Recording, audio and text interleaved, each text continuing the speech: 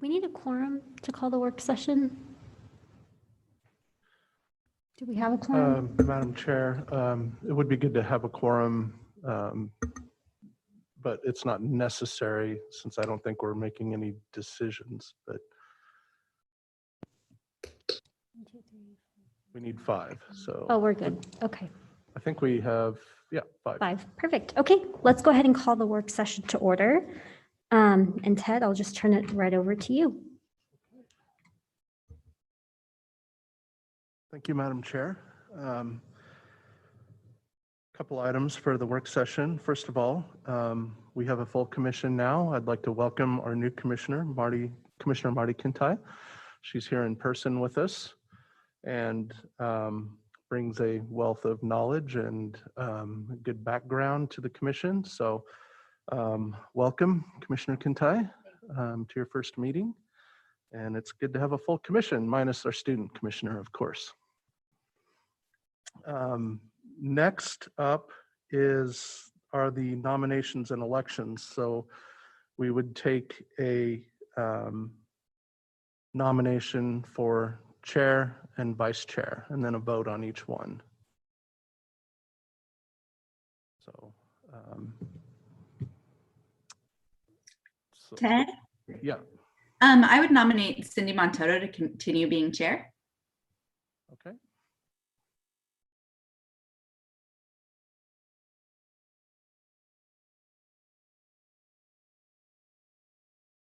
So we would need a second for that, I believe, right? Yeah. Okay.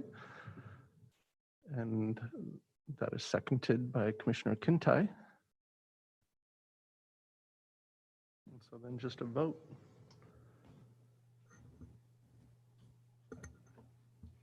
Hi, everybody. Rupp? Commissioner Rupp, the vote is to re-elect Commissioner Montoto to chair for another year. Excellent. Do you need my vote? Yes. Yes. I would say aye. Koski? Aye. Maroney? Aye. Brown? Aye.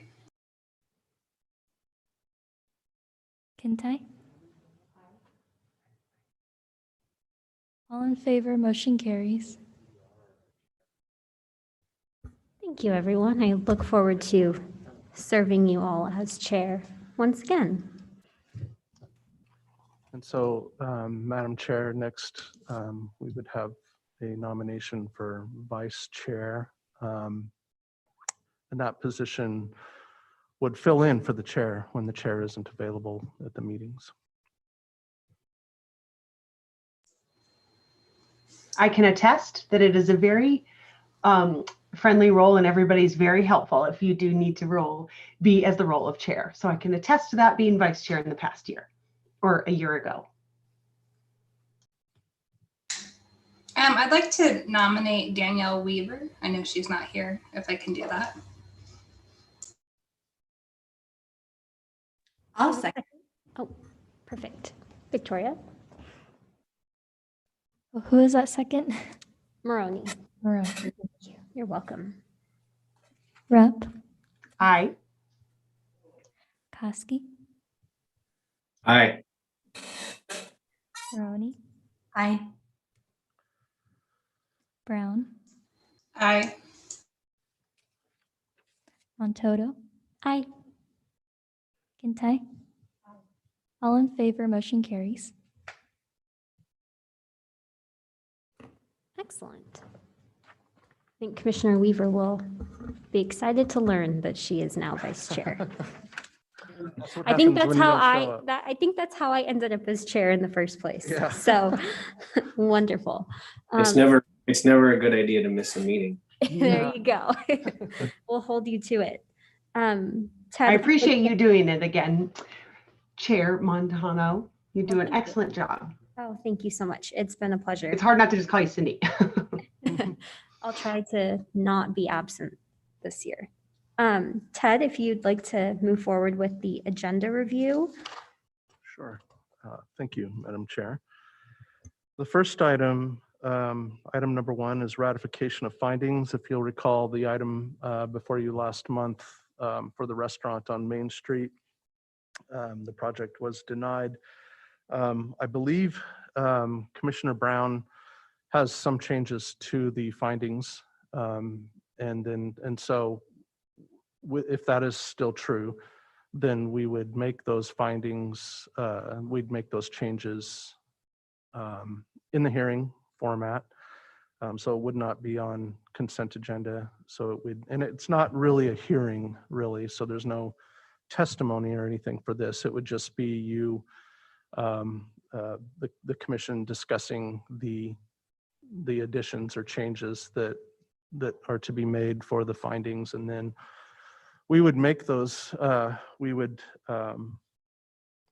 so those, once it's decided and voted on the changes, then you could go ahead and accept the findings at that point. So we don't have to come back again.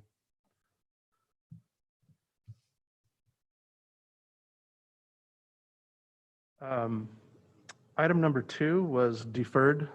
That applicant is supposed to be providing new plans for this project.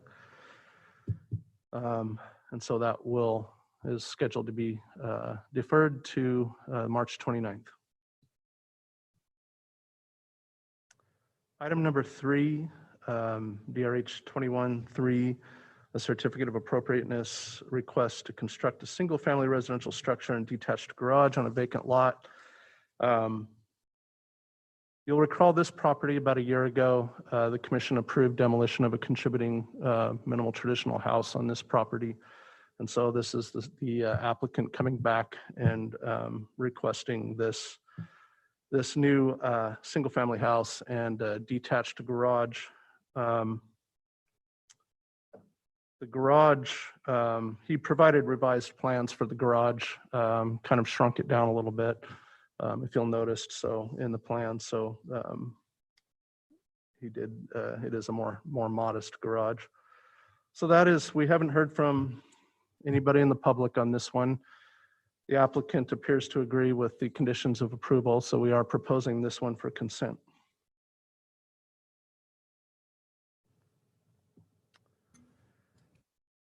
Item number 4, DRH at 717 19th Street, a certificate of appropriateness request to demolish a non-contributing house, construct a single-family residential structure and detached garage. And then the request also includes rerouting the canal on the property. This one will be heard. There is some anticipated testimony for this one.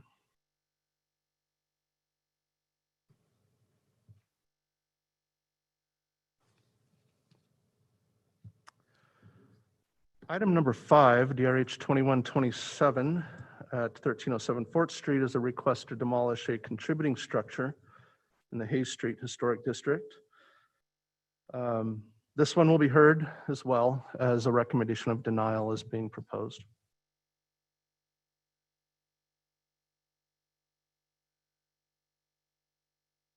And then DRH 2129 at 1708 25th Street is a request to construct a garage with an accessory dwelling unit. Again, on this one, we have not heard testimony from any of the or heard anything from the public on this one, and the applicant appears to agree with the conditions of approval in the staff report. So we are recommending this one be on the consent agenda.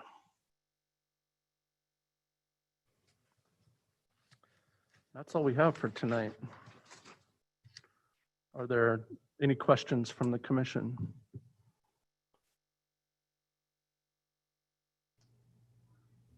No questions for me. I figured some of them would be potentially consent and others would definitely need to be heard this evening. So that makes sense.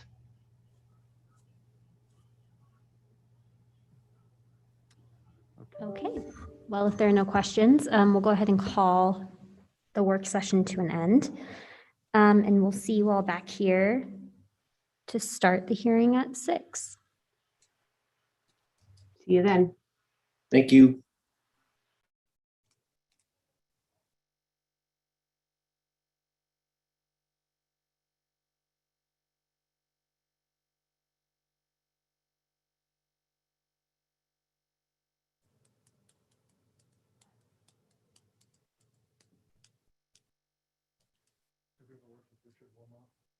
Yeah, I have a lot of DRs, yeah.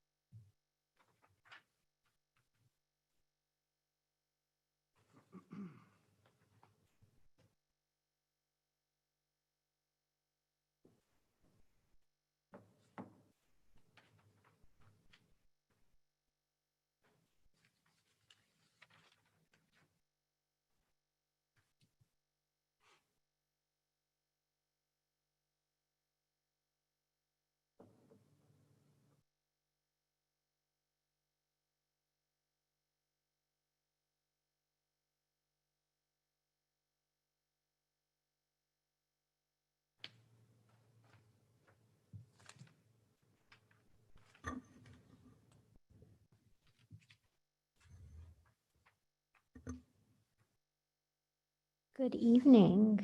Today is the 22nd of February, 2021. This is the scheduled time and place for the Historic Preservation Commission meeting. I'm Chairperson Montoto, and I now call the meeting to order. Victoria, would you please call the roll? Rupp, Aye, here. Koski, Here. Maroney, Here. Brown, Here. Montoto, Here. Kintai. 6 present, 2 absent. Thank you. Ted, would you like to do your preamble introduction? Yeah, thank you, Madam Chair. Good evening and welcome to the Boise City Historic Preservation Commission meeting. A few things to start out with for tonight's proceedings. Everyone from the public entering the hearing has been automatically muted and cannot speak. As the item you're interested in comes up for discussion, you will be called upon and unmuted. You will be promoted to panelist and will rejoin the meeting after a slight delay. There is a chat function in Zoom. This is not part of the record and should only be used if technical issues arise. If the chat function isn't available for you, you can email zoninginfo@cityofboise.org with any technical issues. Our procedures for public hearings begin with a presentation from the planning team, and then we'll go to the applicant and then the representative of the Registered Neighborhood Association, followed by questions from the commission. After that, we proceed to public testimony, starting with those who signed up on the online sign-up sheet in advance, and then anyone else who raises their hand virtually. If you are attending through your phone, you can type in *9 to raise your hand. Each member of the public is allowed up to 3 minutes for testimony. We are strict with this time as it is limited in code. Finally, the applicant is allowed 5 minutes for rebuttal, after which the hearing will be closed and the commission will deliberate and render a decision.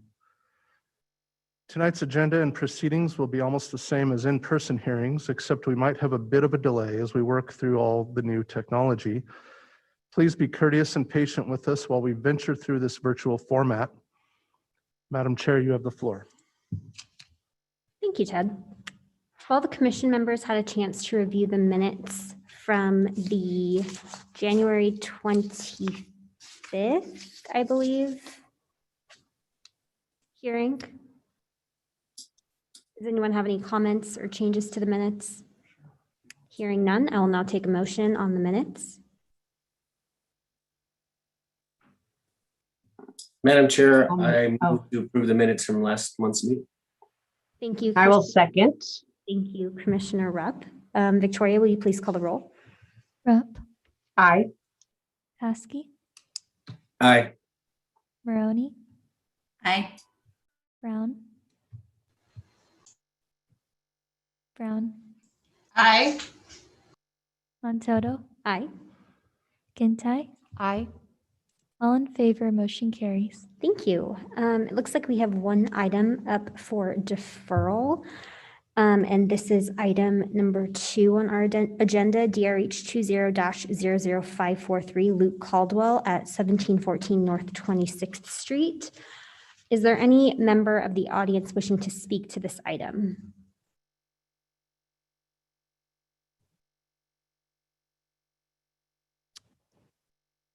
Great.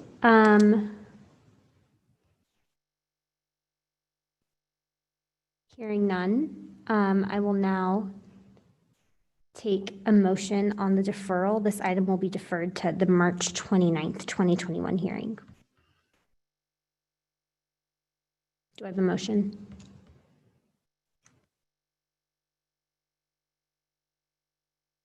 I'll move that item be deferred till the March meeting. Thank you. Do I have a second? I'll second. That was Commissioner Maroney. Victoria, would you please call the roll?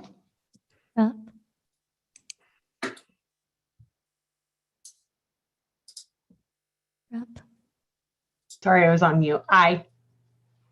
Koski, Aye. Maroney, Aye. Brown, Aye. Montoto, Aye. Kintai. Aye.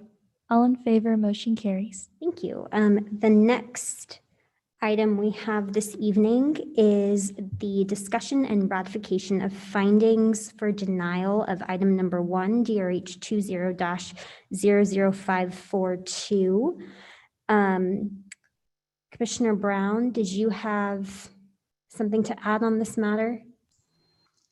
Yes, I would just like to clarify some of the language in item 2. We'll go ahead and have you clarify that language, and then we will go ahead and vote to accept the findings with changes. Okay. So for item number 2, I'd like it to say the commission found the request to not be consistent with the design guidelines for commercial historic districts, and then specifically 1.6.1.4, also 1.6.1.17, also 4.1.4, 4.1.4.6, and finally 4.2.1.1. Oh, go ahead. And then the rest of the sentence is fine. Great. Thank you, Commissioner Brown. Was there any anyone wanting to add discussion to these findings before we go ahead and take a vote to accept them? Commissioner Koski?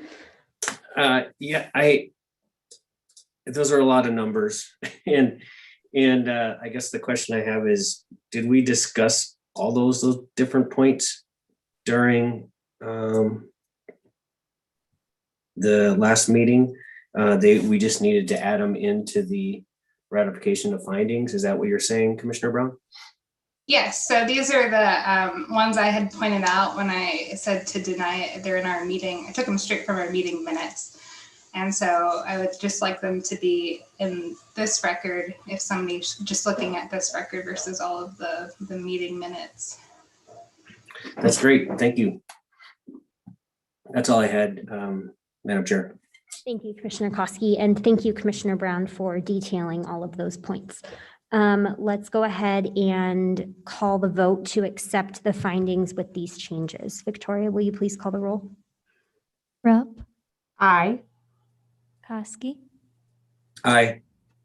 Maroney, Aye. Brown, Aye. Montoto, Aye. Kintai. Aye. All in favor, motion carries. Thank you. Next, we will move to our consent agenda. We have 2 possible items on consent this evening. And we will start with item number 3, DRH 21-00003. Robert McAuslin at 1708 North 27th Street. Does the commission have any questions on this matter? Is the applicant present?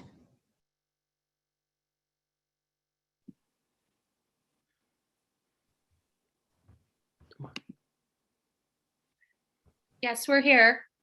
Are you in agreement with the recommended conditions of approval? Yes. Great, thank you. Ted, was there any written opposition to this matter? Madam Chair, there was not. Thank you. Is there anyone present tonight wishing to testify against this matter? If so, please virtually raise your hand. Great. Seeing none, and based on the representation of the applicant and lack of opposition, item DRH 21-00003 will be placed on the consent agenda.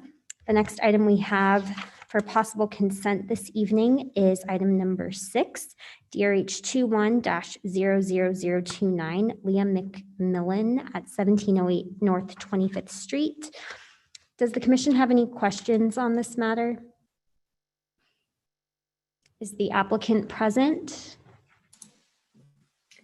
This is Leah McMillan. I'm at 3050 West Hester. I'm the architect on the project and I'm present. Thank you, Ms. McMillan. Are you in agreement with the recommended conditions of approval this evening? I am. Wonderful. Ted, was there any written opposition to this matter? Madam Chair, there was not. Thank you. Is there anyone present tonight wishing to testify against this matter? Please virtually raise your hand.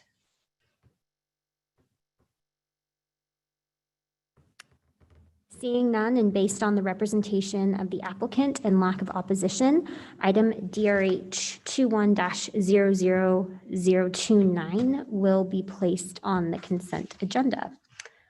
I move that the consent agenda and all items on the consent agenda be approved, subject to all the findings and conclusions and conditions of approval agreed upon for each application. Do I have a second? Well, second. Thank you, Commissioner Rupp. Victoria, would you please call the roll? Rupp, Aye. Koski, Aye. Maroney, Aye. Brown, Aye. Montoto, Aye. Kintai. Aye.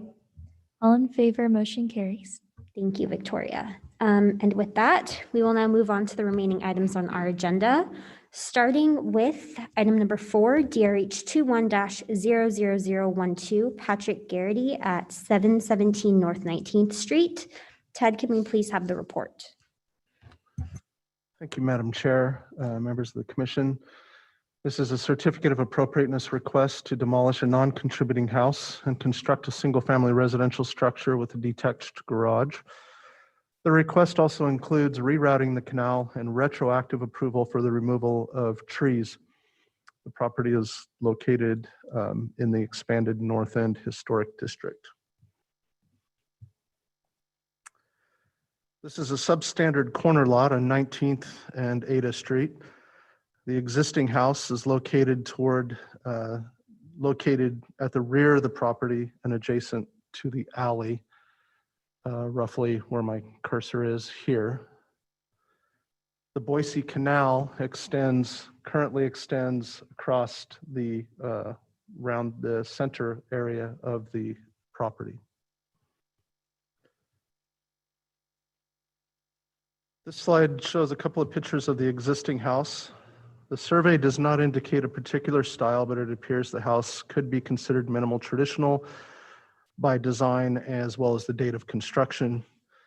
The survey, which has a date of 1978, was likely completed for the Harrison Boulevard National Register Historic District, which was established in 1980.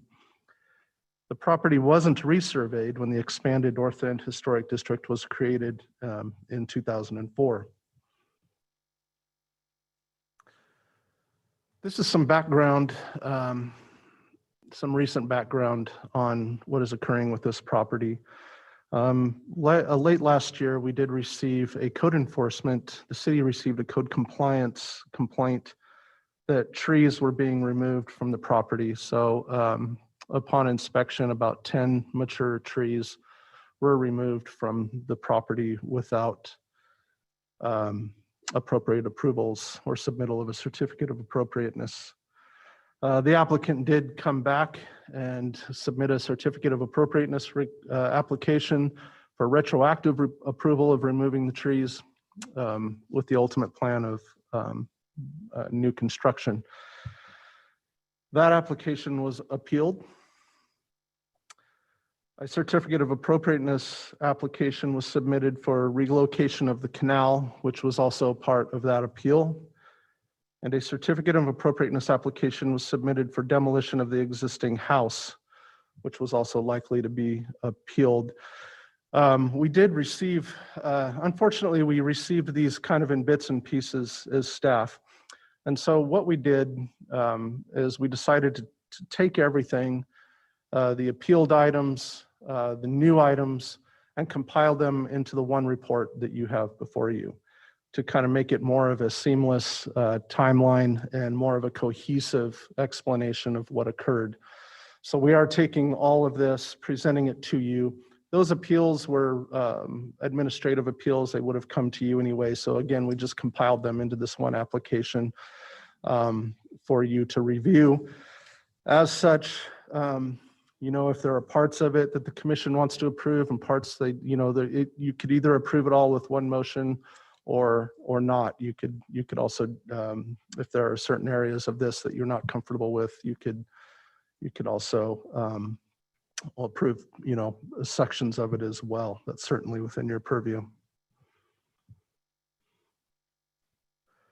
The proposed site plan has a garage located toward the rear of the property with the new house centered and fronting 19th Street. Lot coverage will be below 35% and all required setbacks are proposed to be met. It appears that the house will have a setback over 20 feet, which is generally discouraged. However, it is understood by the planning team that this setback is largely dictated by the location of the rerouted canal and the easement of that canal.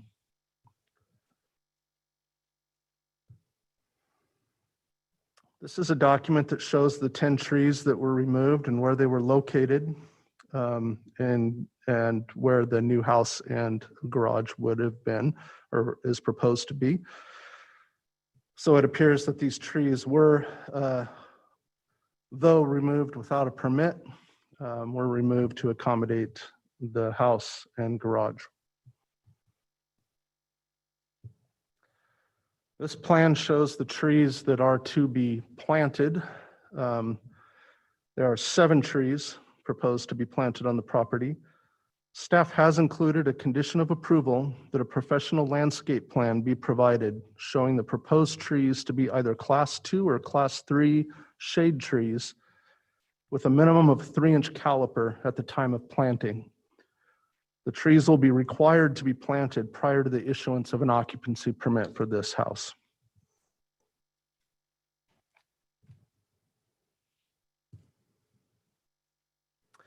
This is a photo showing the existing canal and how it will be relocated. So that you'll see the red line on this plan is how it will be relocated from where it is now. So the crossing of the canal will be moved from the center of the property to the perimeter and is proposed to remain an open canal. A condition of approval has been included requiring fencing to be installed along the inside of curb and adjacent to the canal for public safety reasons.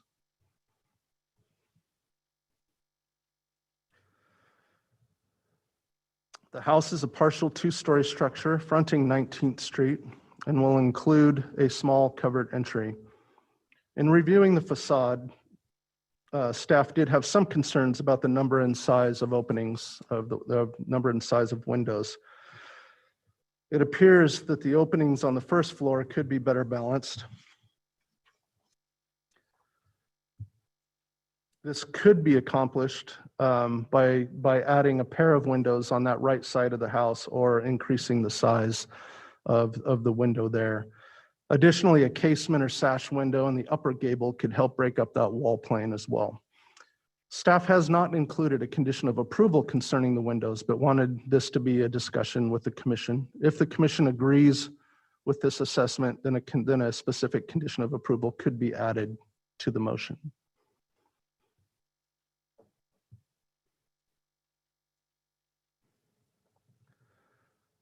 This is the north or street side elevation along Ada Street. So it will have a 2 dormers located on the roof elevation. And this is the interior south elevation. And it will include 3 dormers, as you can see, on the roof.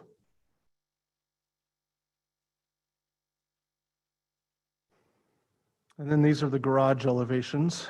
It's, as you can see, a basic 1-story, 2-car garage.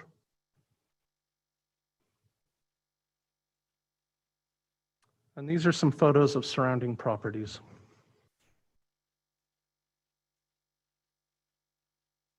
So this is a substandard lot. The Substandard Lot Ordinance does require, does limit the massing of a house.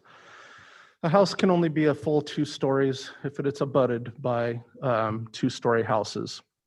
The applicants did originally submit a full 2-story house. Staff worked with them to reduce that to what you see now, which is a partial 2-story. So there is a full 2-story house adjacent to the property, to the left of the property. And then across the street is a 1.5-story house. And so with that, staff thought it was that this partial 2-story was appropriate for the property.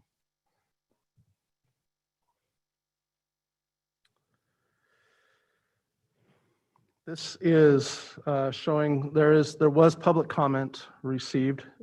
Most of that you received in your packet, and then you received, I think, some items that were late testimony via email. So the general points in support of the project: that the design of the house is compatible with the neighborhood, the project will improve the site, and the canal will be more visible and available to the public.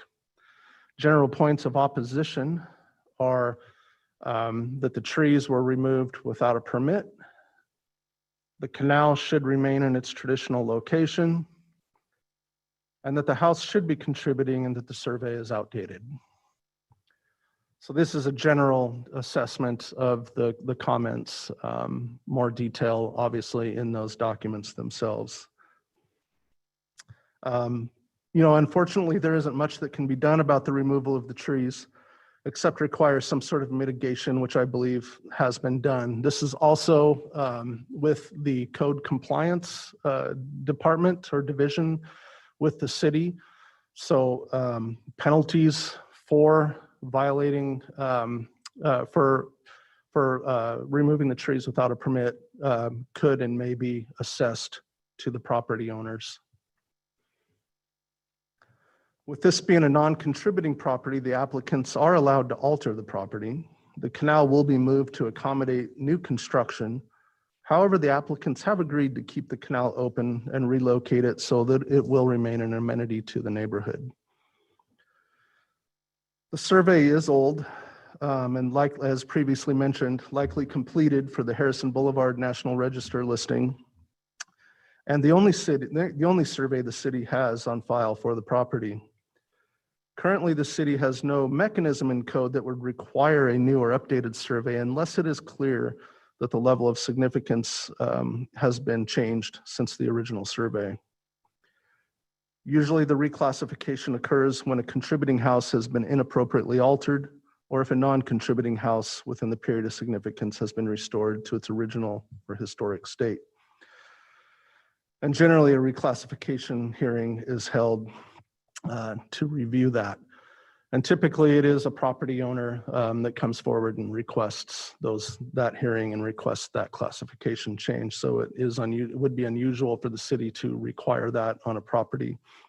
In this case, there appears to be no evidence in the city's files that the house has been restored since the survey to be in a way that would make it a contributing property. So with that, staff does recommend approval of DRH 2112 with the conditions of approval listed in the staff report. Thank you. Thank you, Ted. Is the applicant present?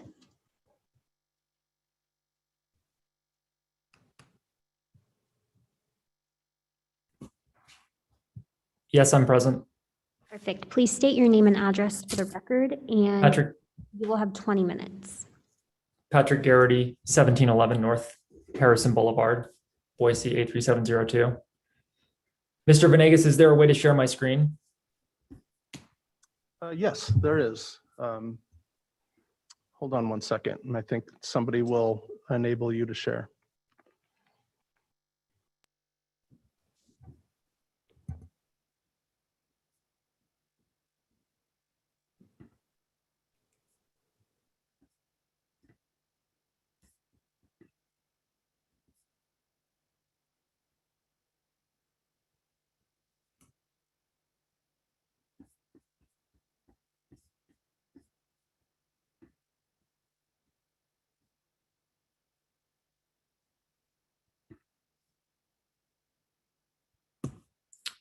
Can you hear me? We sure can. Can you see my shared screen? This is Commissioner Brown. Shouldn't we have a option to ask Ted questions next? Yes, we'll have an option to ask both staff and the applicant questions at one time. Okay, thank you. Sorry. Whichever is the protocol. Go ahead, Mr. Garrity. Thank you to the board and Mr. Venegas for allowing us a hearing tonight. The presentation about our plan is brief. It's about 6 minutes in length to save everyone time.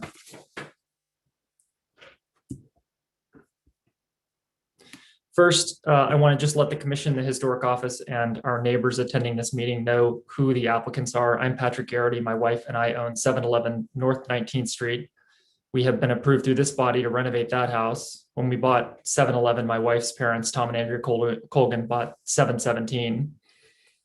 We are a family. We are working people, and the overarching purpose of this project is to allow our families to be together.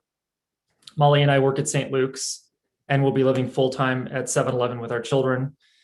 And Tom and Andrew, when retired and when 717 is complete, will be living there full-time. There's been some suggestion by people that we are investment developers or planning on building an apartment complex, and I just wanted to clarify who we are. Next, I just wanted to share the overall plan for 717, which I think Ted did a very nice job of describing. I have another slide on tree removal, which is next, but we have a mitigation plan in place. And that was through working with Mr. Venegas as well as through working with City Forestry. And the purpose of that was to allow us to work on the canal. The rerouting of the canal was to allow us to build a pretty typical north end home, which was the home in front and the garage to the rear. The current plan is that it would remain open. It would provide better viewing for neighbors. The lining of it would be enhanced and beautified with rock and boulders, and that it would have improved fencing. We also propose to demolish the existing non-contributing house and build a single family home in its place. I think the most controversial part of this has been tree removal. It was never our intention to upset our neighbors, cause anyone emotional distress, or flout the rules and laws in Boise. I am deeply sorry for all of those things. I've spoken to many neighbors, and removing these trees caused a significant shock to them. On this block, a huge right-of-way tree fell on a home, and a second was removed by city's forestry because it was at risk for falling also. So it's been a shocking change of scenery for our neighbors. We hope to make amends with our neighbors in this community as we replant and beautify this property. I just want to go point by point through this slide. The trees were removed without a certificate of appropriateness. This was performed by a licensed arborist who told me that a permit wasn't necessary. The Boise Tree Ordinance, which many of you have probably looked closely at, does not require a permit for the removal of private property trees and doesn't mention the historic district. But we all know that a COA is required within a historic district. It may be that the house existing in the newly expanded historic district led to confusion of the arborist, but I'm not exactly sure. The arborist was a professional outfit, which was ironically for me recommended on Nextdoor and had many positive Google reviews. There's been some suggestion that the COA application was made and then before approval we removed the trees, but that's the opposite. Ms. Owens from the city called me and informed me that removing private property trees without a COA is against the law and asked me to submit a COA, which I did. When the office approved the COA, it was under the conditions that we would replace 7 private property trees, but importantly that we would also work with city forestry to replace class 1 trees with class 3 trees along the Ada Street right of way. And we intended and offered to make these large plantings rather than tiny saplings. It's also important to note that in this neighborhood, private property trees, not right-of-way trees, are typically 0 to 4 trees per property. There are some exceptions of this, but if you walk the neighborhood, typically you'll find 1 to 2 private property trees on a property. Here is the current site, and the trees can be seen on the right-of-way. Those are class 1 over-pruned small crabapple trees. As I said, the trees were removed in order to relocate the canal.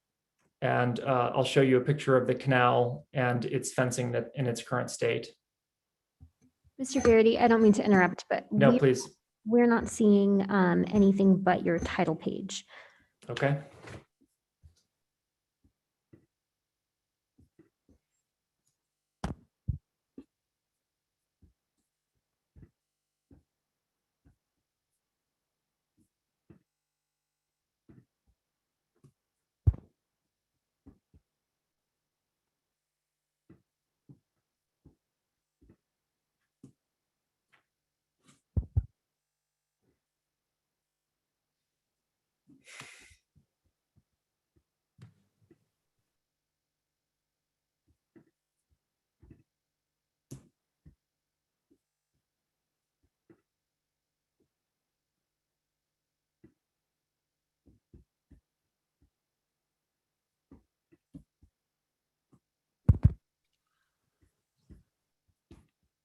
Did we lose him? Madam I'm Chair, here. our I'm here. Oh, technical issues, then I do have a copy of the presentation. oh, would be wonderful. Ted, easier. if you wouldn't mind pulling that up, just for the sake of time. Are you taking over, Ted? Oh, Oh, okay. It looks like we it looks can, like it's working now. Okay. Thanks so much. This was the only visual slide, which is the current state of the property. Crabapple trees along Ada Street, the current canal, and the current house. We initially planned to cover the canal after discussing this with Boise Canal Company, and that was out of an abundance of safety. Idaho is the #2 canal death state behind Florida. And if any of you live near this neighborhood, you know it's teeming with children. If you fall into the canal, it goes underground after our house, and there are no grates preventing you from being swept away. But we abandoned this plan because many neighbors gave me feedback that the canal represents an extremely important aspect of the neighborhood to them for fish watching, bird watching, and enjoying the water flow.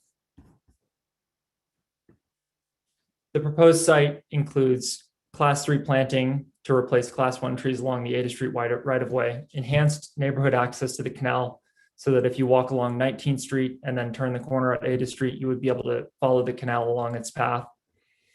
Large planting of trees, and then fencing that is both more attractive and safer, but allows viewing of the canal. This is a picture of the canal in its current form with its current fencing, and rock placing company, which is Boise Canal's company's #1 preferred canal company, contractor, will be creating boulder lined walls, and then a wrought iron black fence such as this would be used around the property. As I said, we plan to demolish this non-contributing house. And as Ted has done a nice job of showing, construct a single family 1.5-story home. And here is a representation of the architecture within the block. Here at 714, you can see is the home that was struck by the tree.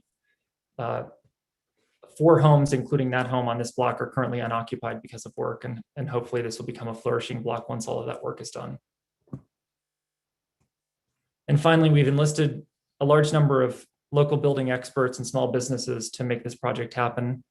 I thank you for your time, and I invite any questions. Thank you, Mr. Garrity. At this point, are there any questions for Ted or the applicant? This Commissioner, oh, sorry, Ted. Commissioner Brown, I have a question for Ted.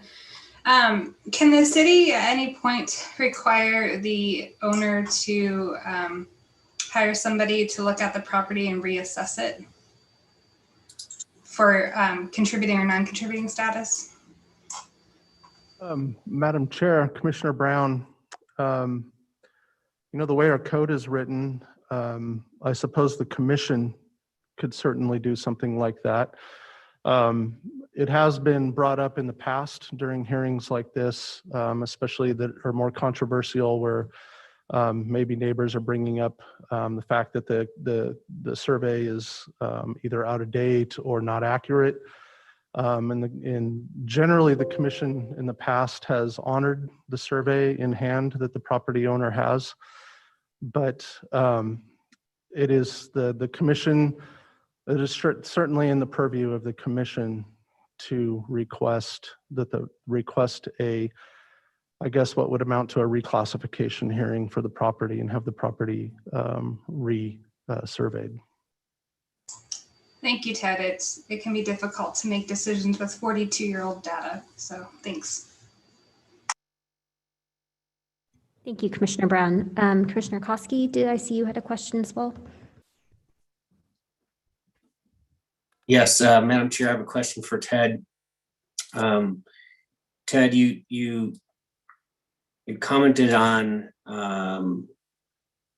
potential citations or fines for the illegal removal of the tree, but I just want a clarification on that. Has the city, have we given passed on any citations or fines at this point for that illegal activity?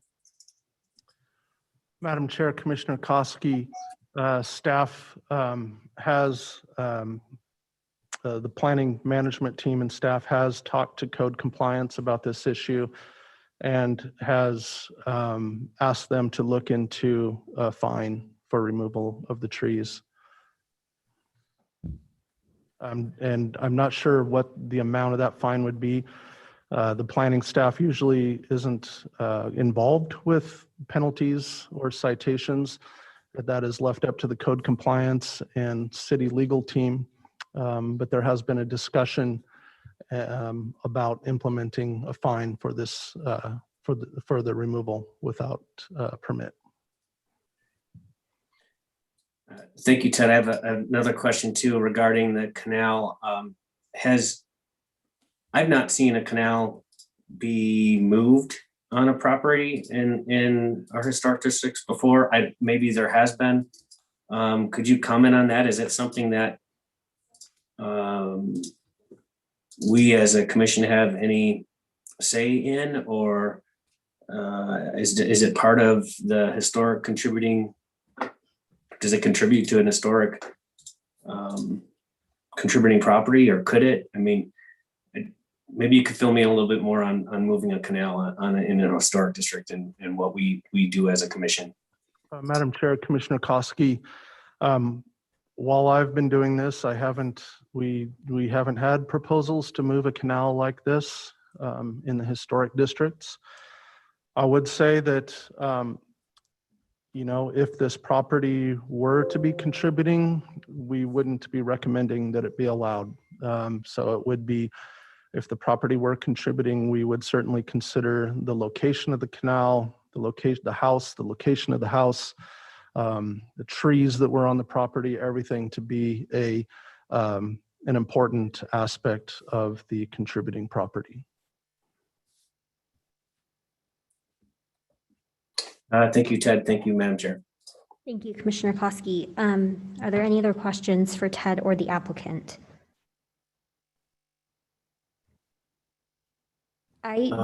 Madam Chair, I have a question for the applicant. Sure, please. The question I have is, can you give me some more background on the tree removal? And you say you weren't aware of it. Is that your story? You weren't aware that you were supposed to get a permit for those, or is there anything more to it than that? Am I muted still? No, we can hear you just fine. Okay. Thank you for your question, Commissioner Koski. As I stated, we used a tree service who is licensed and recommended. And I specifically asked them if we required a permit, and he told me no. And I've had a number of discussions now with Mr. Venegas on a whole host of topics, but last week I asked him,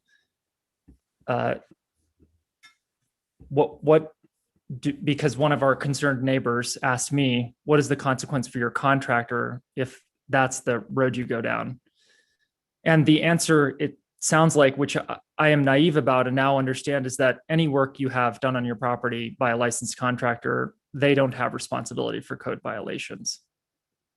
And this arborist doesn't have any responsibility for this code violation, according to my understanding. So I had 5 arborists come out and provide quotes for the work. And I chose one, and I asked him if we needed a permit, and he told me no, and he came out and did the work. And I think the thing that I found is, number one, none of those arborists ever mentioned getting a permit either, or getting a COA.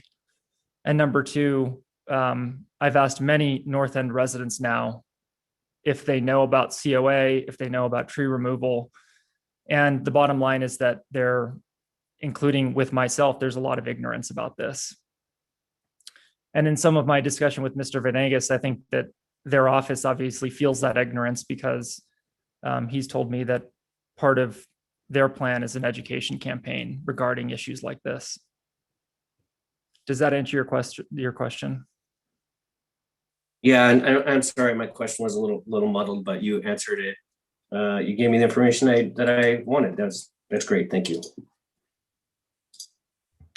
Thank you, Commissioner Koski. Any final questions for the applicant or for Ted before we move on?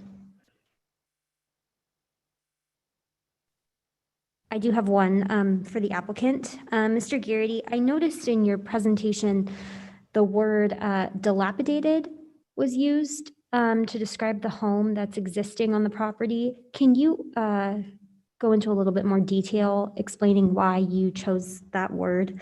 What makes you think that the property is dilapidated? I'm certainly not a technical expert, and I use that as a general word to describe its condition. When we purchased the house, we walked through it with a very well-regarded North End architect, and she told me that she could see the place was in terrible condition and that the next phase of the project would be easier if the house was removed and we built a new one. And everyone who's been through the house has felt that way. It was run as a rental house. It was in very poor shape. And that's all that I can say about it. That's helpful. Thank you so much. Any last questions for the applicant or Ted? Okay, thank you. Is there anyone from the Registered Neighborhood Association here to testify this evening?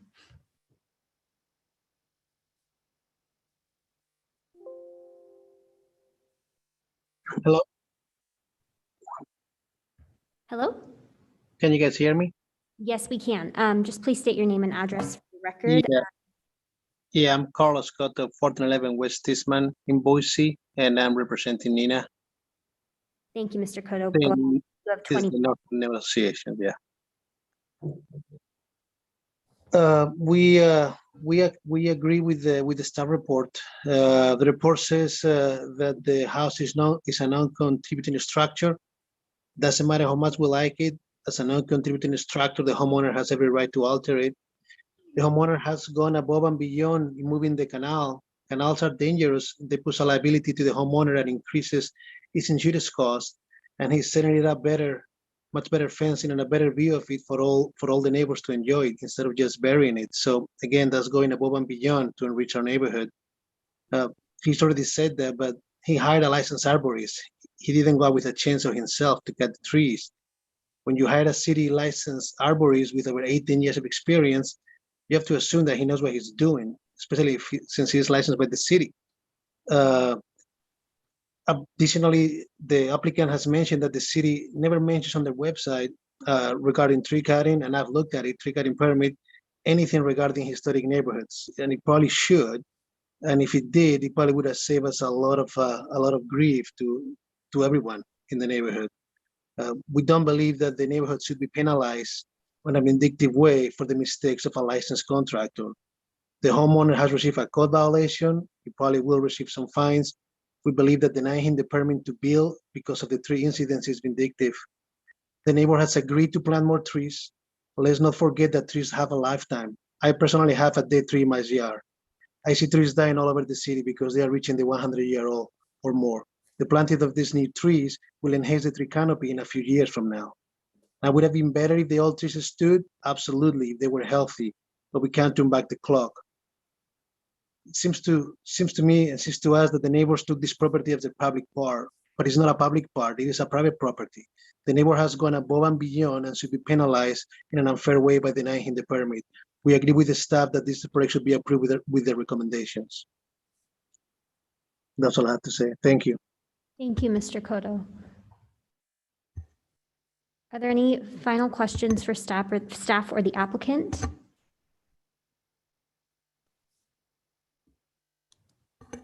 Okay.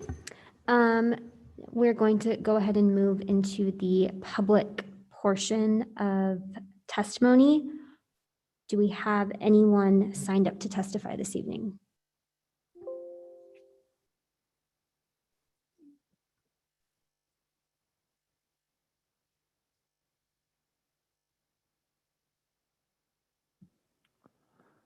First will be Thomas Colgan.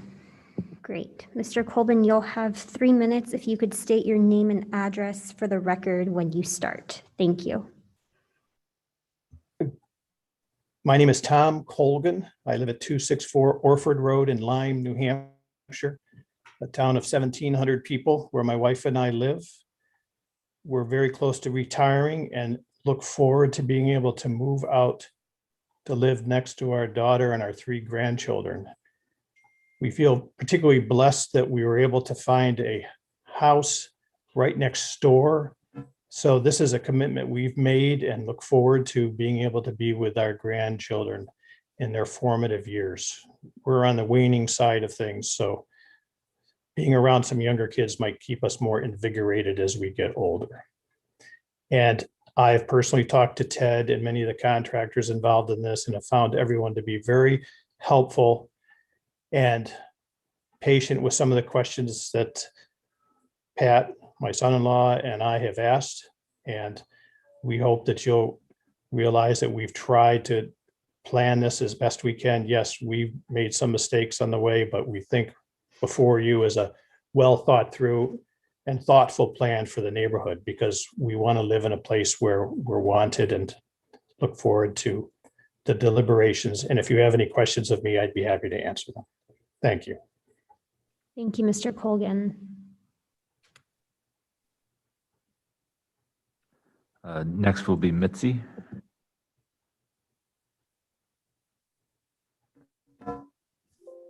Hi, my name is Mitzi Cieslak. I live at 707 North 19th Street. So while it's critically important to the neighborhood that the canal remain open, and we appreciate that effort, I think that the demolition of a 1939 house in the historic district to make room for a new larger home should give us all pause.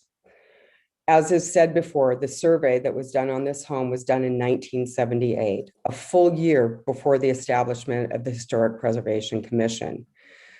I have a copy of the survey, and there is absolutely no information as to why this home was determined to be non-contributory. I think that there is another home on the block on the other side of me that was also built in 1939, and it was deemed contributory in the 2001 survey. So I think that relying solely on a 1978 survey to determine whether or not this is a contributory home is questionable. I also take exception to the characterization of this as a dilapidated property. It is undoubtedly in need of remodeling and updating, but not dilapidated. Anyone who knew the previous owner, Joyce White, knew that she would never have allowed that to happen. She was a true steward of her properties, even listing the companion home next door at 711 on the National Historic Register. This is a charming home. It is small, modest, and unique. Its position on the lot possesses characteristics that make it important to the overall characteristics of this district. The setting, the feeling, the association, all components of the Secretary of Interior 7 aspects of integrity. According to the published North End design goals, the most significant features of the district are its overall scale and simple character of buildings, grid street layout, and tree-lined streetscape. As a result, the primary goal is preserving the general modest character of each block as a whole as viewed from the street. This project has, with the tragic removal of all trees, and will, with the demolition of the home, undeniably and dramatically alter the character of the block as viewed from the street. In the early 2000s, the city created the additional historic districts, specifically the expanded North End Historic District in 2004. According to the Boise Historic Preservation Plan, one of the driving forces behind this was that many homes were being either remodeled insensitively or simply torn down to build larger homes that maximized lot coverage. Is that not exactly what we're discussing tonight? In summary, I think due consideration needs to be given to whether it is correct to allow the demolition of a 1939 modest home in the historic district to make room for a new larger home. Thank you for your time. Thank you very much.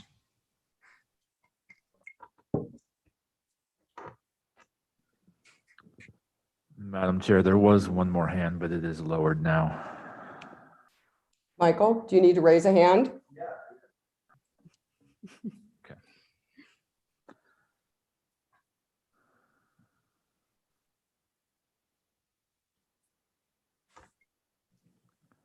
Go ahead, Michael. All right, thank you for your time. My name is Michael Short. I live at 1714 West Bannock Street. I grew up in the North End and have lived here for over 25 years. Seen the neighborhood grow, and I think the best characteristics of this neighborhood has always been the variety of homes, the different areas of architecture, and then the diversity of people who live and interact in the North End. Looking around the North End, small homes such as 717 can be found. Their design, location add variety and beauty to the North End. As the Historic District website states, the North End was generally developed as a working and middle-class neighborhood, hence the preponderance of modest bungalows. I won't belabor the aesthetic and historical merits of homes like 717. That's not my expertise, but I would like to call attention, yes, to the survey. And I know it's gotten attention, so I'll try to be brief. It contains no pertinent information outside of the date of construction. More recent surveys, like the 2001, once the expanded North End was done, includes far more information like construction materials, commentary on the conditions of the home, and even just basic information like legal addresses, which is not included in this old survey. I believe that the values and preservation of older homes and constructions in this city and around the country have changed in 40 years. I think we put much more value on preserving older homes than we did when the survey was done. And as was mentioned, the permission to move the canal is predicated on this non-contributory outdated survey. I believe it's outdated, incomplete, and reliance would be improper, and that regardless of the outcome of a new survey, the new homeowner they would not be deprived of a place to live. There is what would then be a contributing home for them to live in. And I think 717 should be resurveyed before this commission gives permission for its destruction. Finally, on a personal note, the North End's growth in recent years has made it difficult for myself and others like me to live in the neighborhood we spend our whole lives in. The more small homes we tear down, the less options for young homeowners and the less options for affordable rental options. The historical integrity of the North End lays as much in the diversity of people and ideas as it does in the brick and mortar of its homes. Fortunately, in this instance, protecting small historical homes can also help promote and further a rich social tapestry in this neighborhood. Thank you for your time. Thank you, Mr. Short. Do we have anyone else wanting to testify this evening?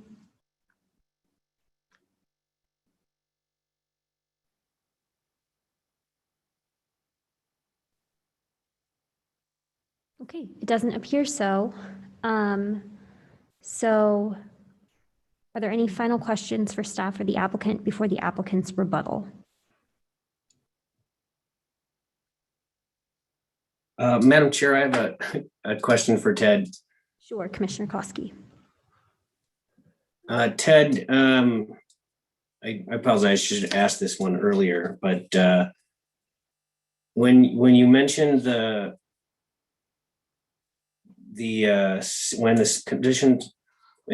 when they applied for their condition of approval, appropriateness for removing the trees retroactively, you say in the staff report that I'm trying to listen. in the staff report that it was approved on the staff level with conditions. Are the conditions that were approved of that portion of the application to have the licensed landscape firm do the report, or are there any more conditions than that?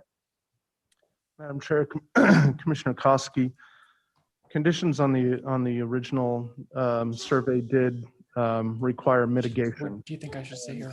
And require a certain size of tree to be replanted. So a mitigation plan was required to be reviewed for that application. When we decided to, when it was appealed and we decided to pull everything together into this combined application, it's when, we just reviewed things in a little more depth and decided to add that condition.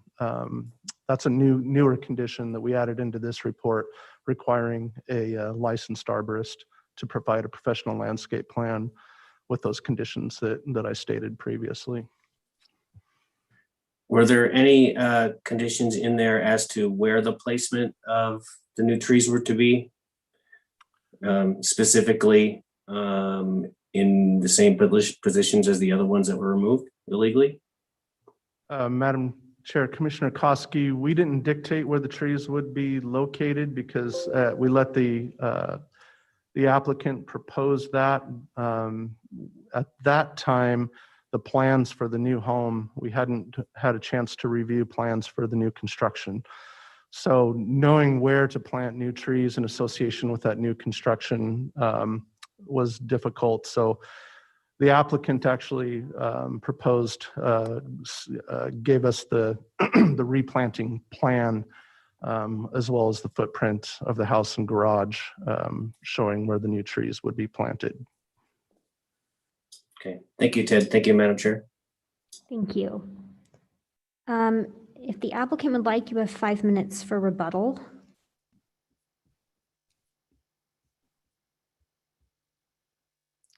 Am I on again? You are, yes. Okay, thank you. Thank you everyone for your time.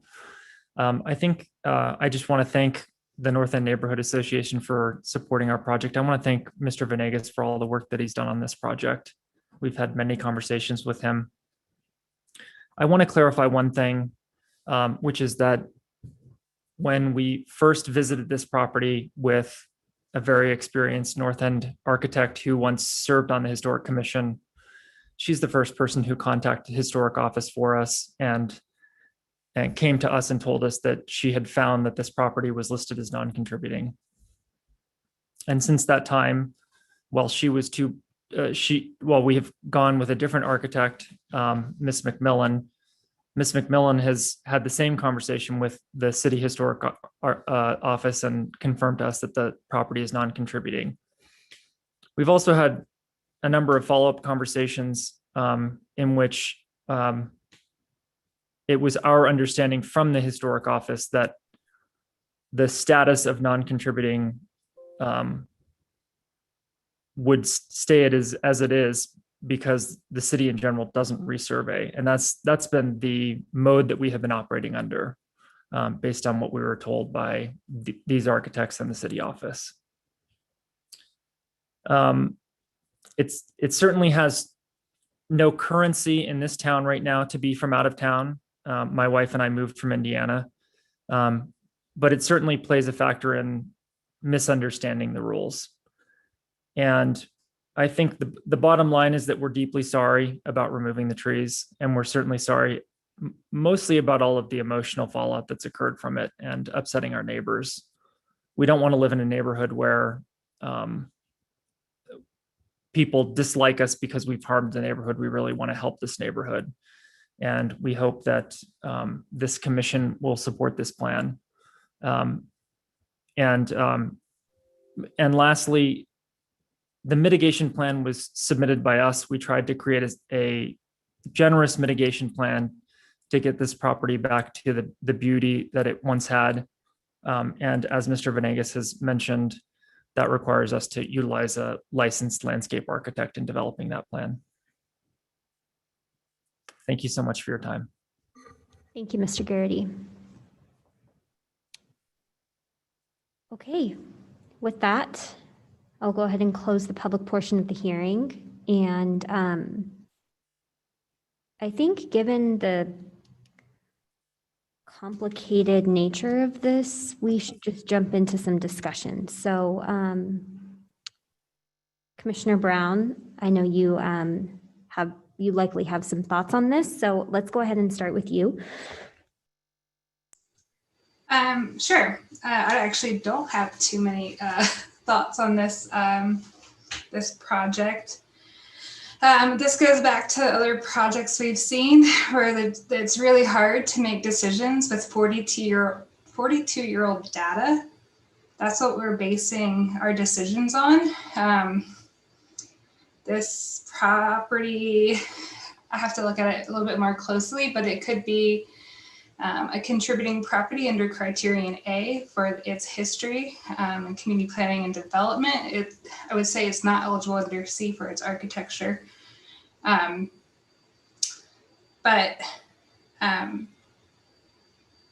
I guess if we have no mechanism to make folks or have the city resurvey and base our decisions on 42-year-old data, that's what we're gonna have to do.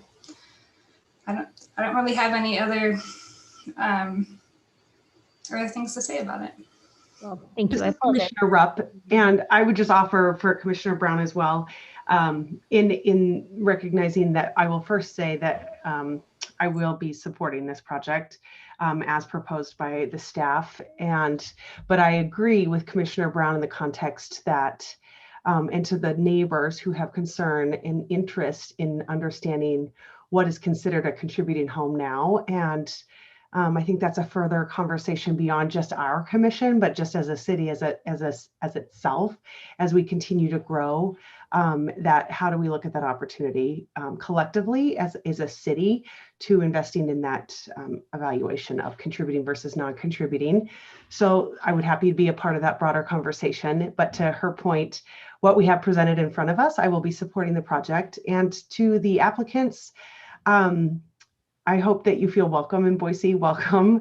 We want you to feel like you are a part of our community.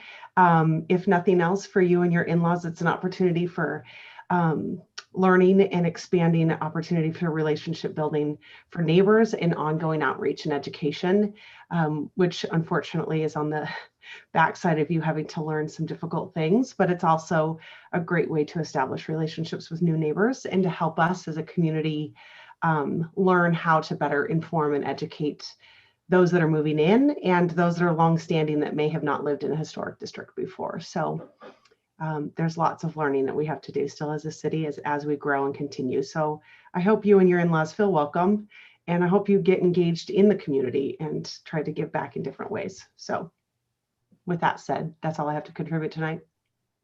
Beautifully said. On this. Are there any other thoughts or motions? Madam Chair, I have some comments and thoughts. I'm struggling with this one.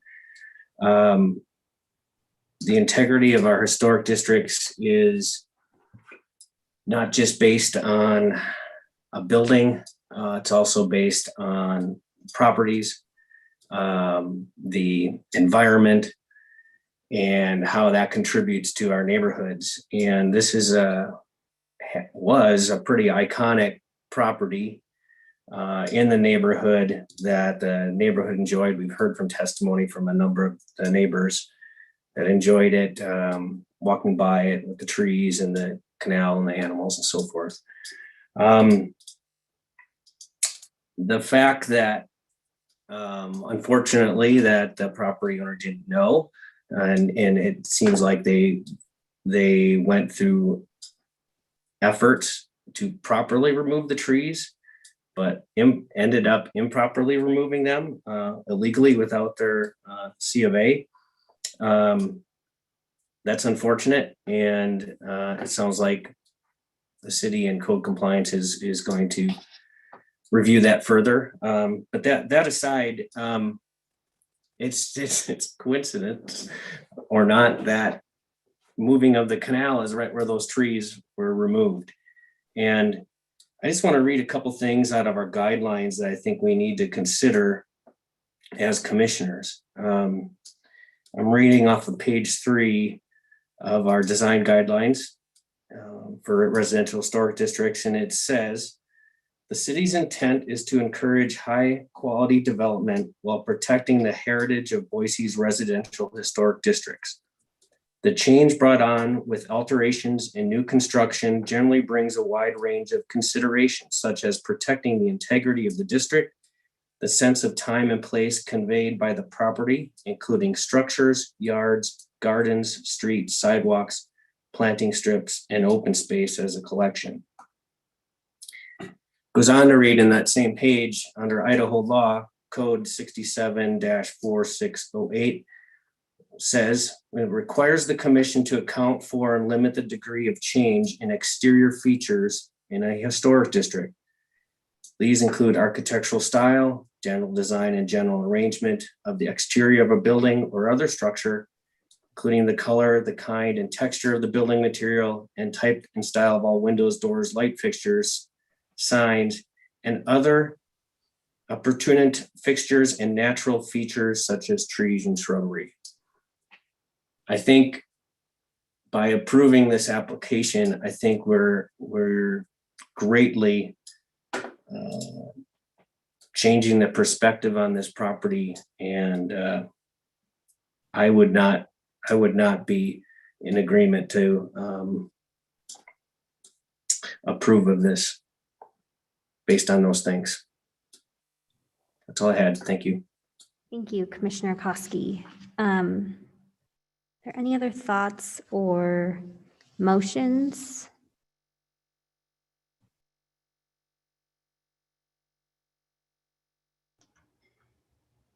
I don't think we've had a motion yet. I think everybody's just said what they were thinking I was going to do in discussions. But if no one else has a discussion, I will make a motion to approve DRH 21-000112 with the conditions of approval outlined by staff.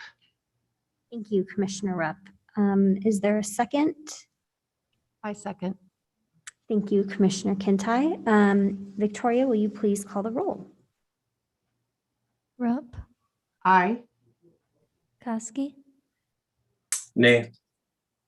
Maroney, Aye. Brown, Nay. Montoto, Nay.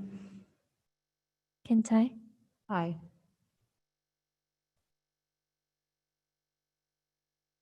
3-3.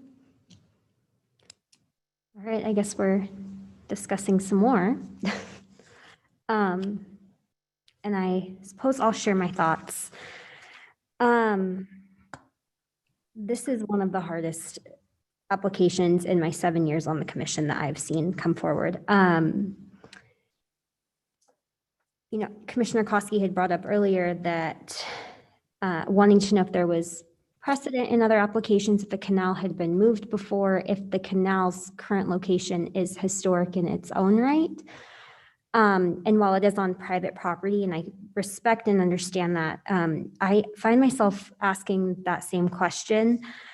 And also, I also am feeling very conflicted with demoing any demo we see come forward, regardless of contributing or non-contributing status. I hate to see, just because we only have so many properties left in our historic districts. And I know that we have to go off of that, but I'm not sure that I'm comfortable with the idea of demoing the contributing house simply because it's not, or the non-contributing house, excuse me, simply because it's non-contributing, and it probably would be easier than to just rehab and renovate. So those are kind of my thoughts. Does anyone have anything to share or add? Commissioner Maroney, did you share your thoughts? Not yet. So I agree that this is a really, and I'm just going to do a blanket apology. I live in a small North End home and I have children in it, and you can probably hear them. So sorry about that. But I agree that this is a really hard decision. And I think that there's the different pieces, and some I struggle with more than the others. I think that the applicant did what they could with the trees. And unfortunately, you know, they thought they were following the wrong path and they weren't. And so trees were removed. And I think, you know, it sounds like the city is going to follow through on that process. We are not enforcement. And so I think that's kind of out of our jurisdiction now.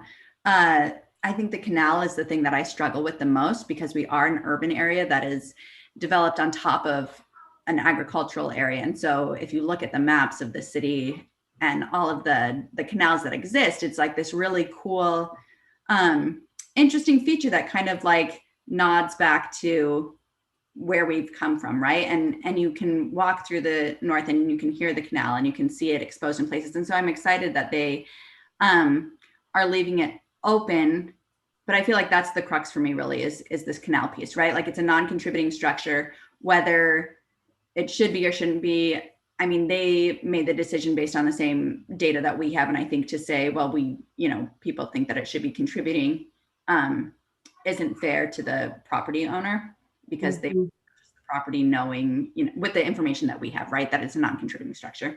And so I feel like the canal is really the hard part for me because it does play into the identity of the lot and the north end. And so I don't know if maybe we want to approve parts of it and disapprove parts of it. I think the canal, if we don't approve that, obviously the structure needs to change, right? Because it's the structure that the way it's planned for now, the canal would have to be moved. And so I think maybe that's a piece that we need to talk through. And I'd be interested to hear what other people think on that.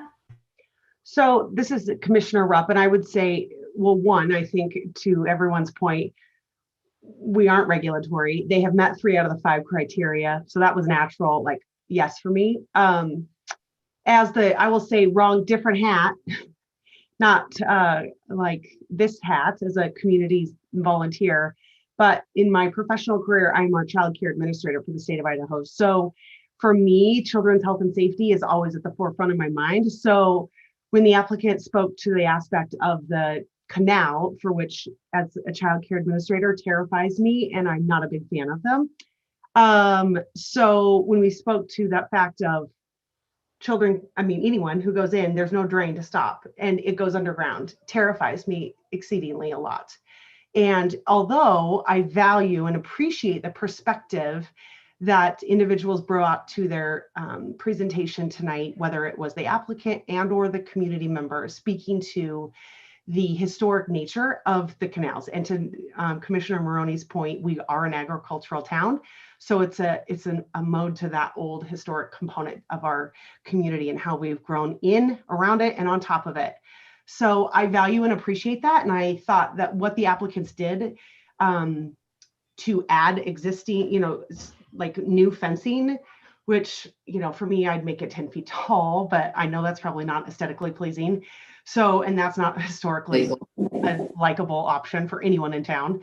So, so I think that what they are doing to, I think, uphold what they've recognized has been a difficult conversation, and trying to recognize a non-contributing home so you can make that choice whether you like it or not. But then the point of valuing and identifying the historic piece of the canal and keeping that and trying to incorporate that, I had to give them nod to doing that. It makes me still nervous, but I appreciate that they're doing it in the most appropriate, safe manner. And so I'm going to say a prayer for those children living in that neighborhood. And so those are my pieces to trying to weigh both aspects, and why I supported it still, even with the canal. Thank you, Commissioner. Okay. Madam Chair, I have something to say. Please. So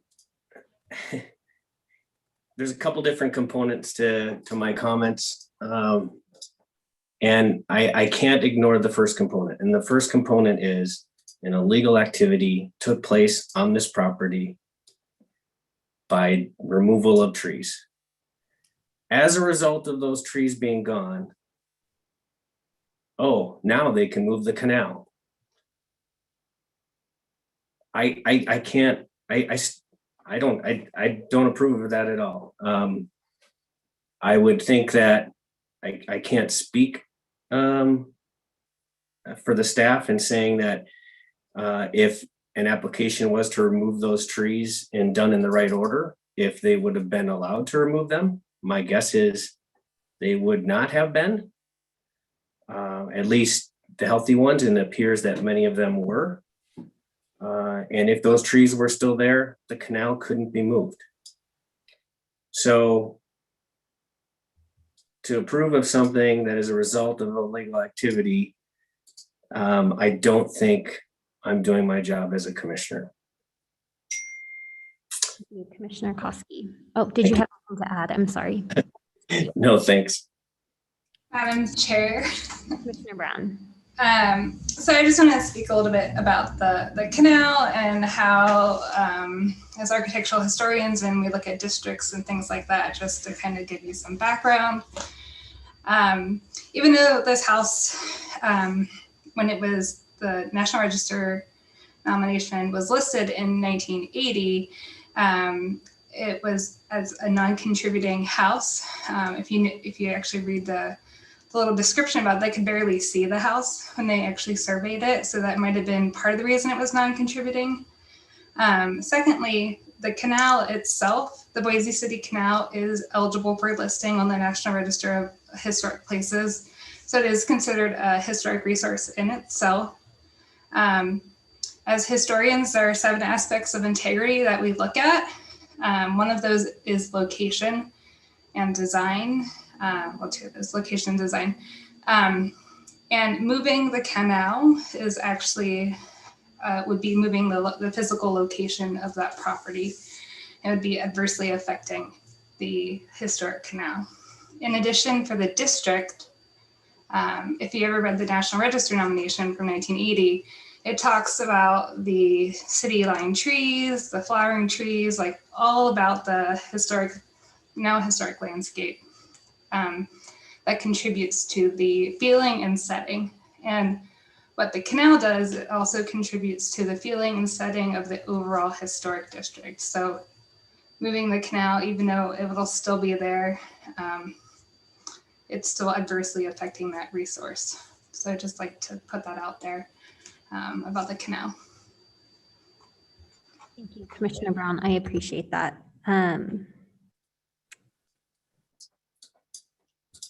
Commissioner Maroney. A follow-up question for Commissioner Brown. Please. So you said the canal is eligible, right? But that doesn't mean that it is listed, correct? It's not formally listed individually, but it is an eligible resource. So there are, working for the State Historic Preservation Office, we get lots of data in, and we look at properties and we say they are eligible for listing for the National Register, they're ineligible for listing for the National Register. So this property is eligible for listing in the National Register. And it does contribute, I would say it is a contributing element to the National Register listed district, as well as the local district. And then, sorry. This is Commissioner Rupp. So who's to say that in the future it wouldn't still be, even if it's because it's still there? Is that an option? Because the other option was they were going to cover it up, which then we'd probably have a problem about that too. Yes. So it's still going to be there. So I don't understand. So like, would it possible to like still be contributing? And now we're talking about a canal, not a home, but in the historic. So I feel like we're like splitting hairs here. Like I'm approving based on the historic guidelines of not the canal, but I know the canal is a component of the home for which they kept. So I think they were checking the box like, yes, we're keeping it. Yes, we're doing that historic piece. That's where my mind went. So all these little changes adversely affect a canal, its location, its design, the feeling of it. So once you put it underground, it's a non-contributing segment of the overall eligible resource. Right, which is why I think the applicant is maintaining it's kind of like when we approve a contributing home and they add a porch and we say yes, because if you take it away, it can still be contributing. So we're saying you kept the canal, you're just moving it. So so it's still there. So in my mind, that's how I think of those things. Yeah, I think it would still be contributing to the overall historic district. I just don't think it'd be a contributing segment to the overall eligible resource of the canal itself. It's a little tedious. Got it. And I won't spend a lot of time on it. I just wanted to make you aware that it is an eligible resource. Okay, let's get a motion put forward. Madam Chair, and Commissioners, I don't know if we can put this in a motion, but I feel that if we could have the applicant come back with a house design utilizing the existing property and the canal that's there with trees replaced where they were once they were formerly removed. That's what I would like to put in a motion, but I don't think we can do that. I think we have to either deny it or defer it with instructions back to the applicant to come back with something suitable. So Madam Chair, would you like me to put a denial motion together or a deferral? I think whatever you see making the most sense and being what could potentially work best for the property and for the applicants. Madam Chair and Commissioner Koski, my understanding was because these were submitted individually, we could parse them out. And so you could deny moving the canal, which I think then would result in having to redesign the house, right? If the canal is the piece that's tripping everything up. That's correct, Commissioner Maroney.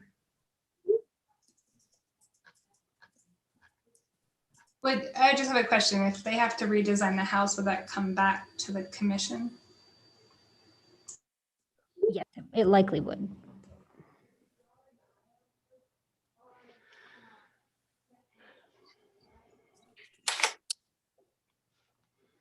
I can make a motion and it will be my same motion to approve DRH 21-00012 with conditions of approval as is stated by the staff. Is that you moving? Yes, I will move to make that. Is there a motion. second? I'll second. Commissioner Kintai seconds. Victoria, would you please call the roll? Rupp, Aye. Koski, Nay. Maroney, Aye. Brown, Nay. Montoto, Nay. Kintai, Aye. 3-3. Thank you. Commissioner Koski, did you want to take a whack at your motion? Sure. Thank you, Madam Chair. I move that DRH 21-00012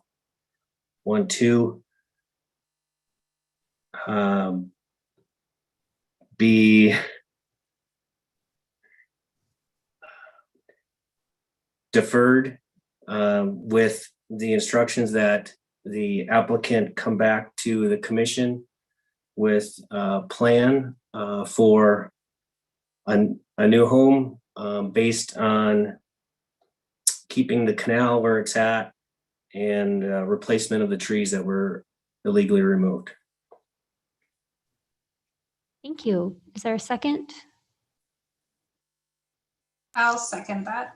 Thank you, Commissioner Brown. Victoria, would you please call the roll? Rupp, Nay. Koski, Aye. Maroney, Nay. Brown, Aye. Montoto, Aye. Kintai, Nay. 3-3. Commissioner Maroney, you had mentioned taking aspects of the application as it is and approving those. Would you like to attempt a motion doing so? I approve of the project the way it is. Okay.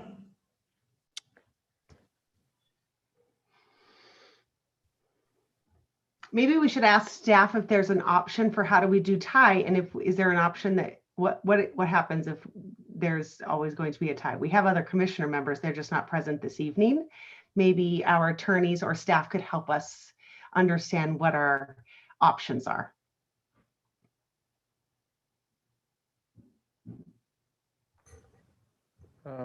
Yes, Madam Chair, Commissioner. Mary, who's on? Oh, great. Mary, please. Thank you.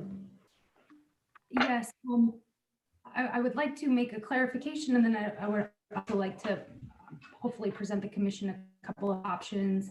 One, Commissioner Brown in some of the discussions regarding the motions mentioned that it's not possible for a survey to take place. I just wanted to quickly correct that in stating that There is a possibility under Idaho or Boise City Code 11-0509.7, where the commission can make a motion to request reclassification. If the commission were to entertain that kind of a motion, there would have to be another public hearing set to determine whether or not there were errors in the original survey. I believe that would be the only criteria under which this commission could consider such a motion. Another option would be for the commission simply to defer for the inability to get a yay or nay vote. And because we are missing commissioners, this commission could defer to the next meeting, rediscuss, take up the matter at that time, and then hopefully vote would provide a majority for either denial or approval of this certificate. Thank you, Mary. Let's have a quick discussion on what makes the most sense. I think deferral makes the most sense at this point, just because we do have other commissioners who I know would have thoughts on this. But I'd love to hear some other thoughts. Madam Chair, I'll just go right to a motion, and I'll move that DRH 21-00012 be deferred till next meeting, when we can hopefully have further or more commissioners present to be able to discuss this further and come to a conclusion. Thank you. Commissioner Kosky, is there a second? I'll second. Oh, Commissioner Brown. Almost dead. Perfect. Commissioner Brown, second. Victoria, would you please call the roll? Rupp, Aye. Kosky, Aye. Maroney, Aye. Brown, Aye. Montoto, Aye. Kintai. Aye. All in favor, motion carries. Thank you. And the final item we have on our agenda this evening is item number, oh, I'm sorry. I should state that DRH 21-00012 will now be deferred to the March 29th meeting. And now we'll move to item number 5, DRH 21-00027, Richard Wilmot at 1307 West 4th Street. Ted, can we please have the report? Thank you, Madam Chair. The request is a certificate of appropriateness to demolish a contributing structure. The property is located in the Hayes Street Historic District. This is an aerial of the property. There are actually 2 buildings on this property that fronts the corners of both 4th Street and 13th. The property that my cursor is on to the right is a non-contributing structure currently not being proposed for demolition.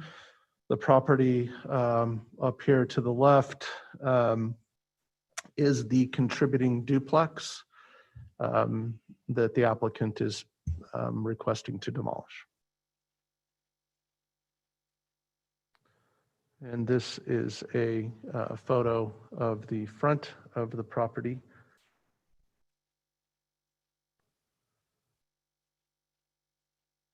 As you read through your structural analysis reports, these are kind of some of the key points.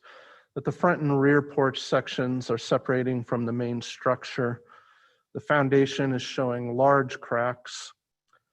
Much of the visible lumber bearing on the concrete is decaying with dry rot, and floor joists are sitting on chunks of concrete. And the roof framing is constructed as a compression roof with no ridge beam to support the peak. This was provided by the applicant and is in your report, but a general layout of the property with some notes pointing to areas of deficiency on the structure. So you'll see here a note pointing to the settling porches and no insulation, settling porches in the rear, etc. And here are some photos that are also in your report that I included. So this shows the settling away from the house. More photos indicating settling of the porch, large crack in the foundation,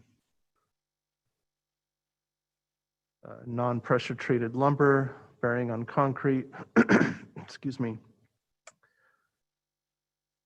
Here's where they show the chunks of concrete where the structure is sitting on various chunks of concrete throughout the foundation area of the house. And then the roof system with no ridge beam. So these are the findings for demolition. 3 out of 5 findings have to be made for demolition of structure. The first one, that the building is classified as contributing or non-contributing. This building is classified as contributing. That the building site or structure cannot reasonably meet national, state, or local criteria for designation as a historical property. The property does meet local criteria, as it is a contributing property within the local historic district, and remains as such. The demolition of the building would not adversely affect the character of the district. Anytime a contributing structure is demolished, it adversely impacts the character of the district and the neighborhood as well. So that finding, so far none of the findings can be made up to that point. The owner has reasonably demonstrated that rehabilitation of the building, object, site, or structure would not be economically feasible. As you'll see in the report and in the discussion, the applicant has estimated that rehabilitation of the structure would be just over $500,000, $500,000. But there's also a statement in there that demolition and new construction would also be just over $500,000.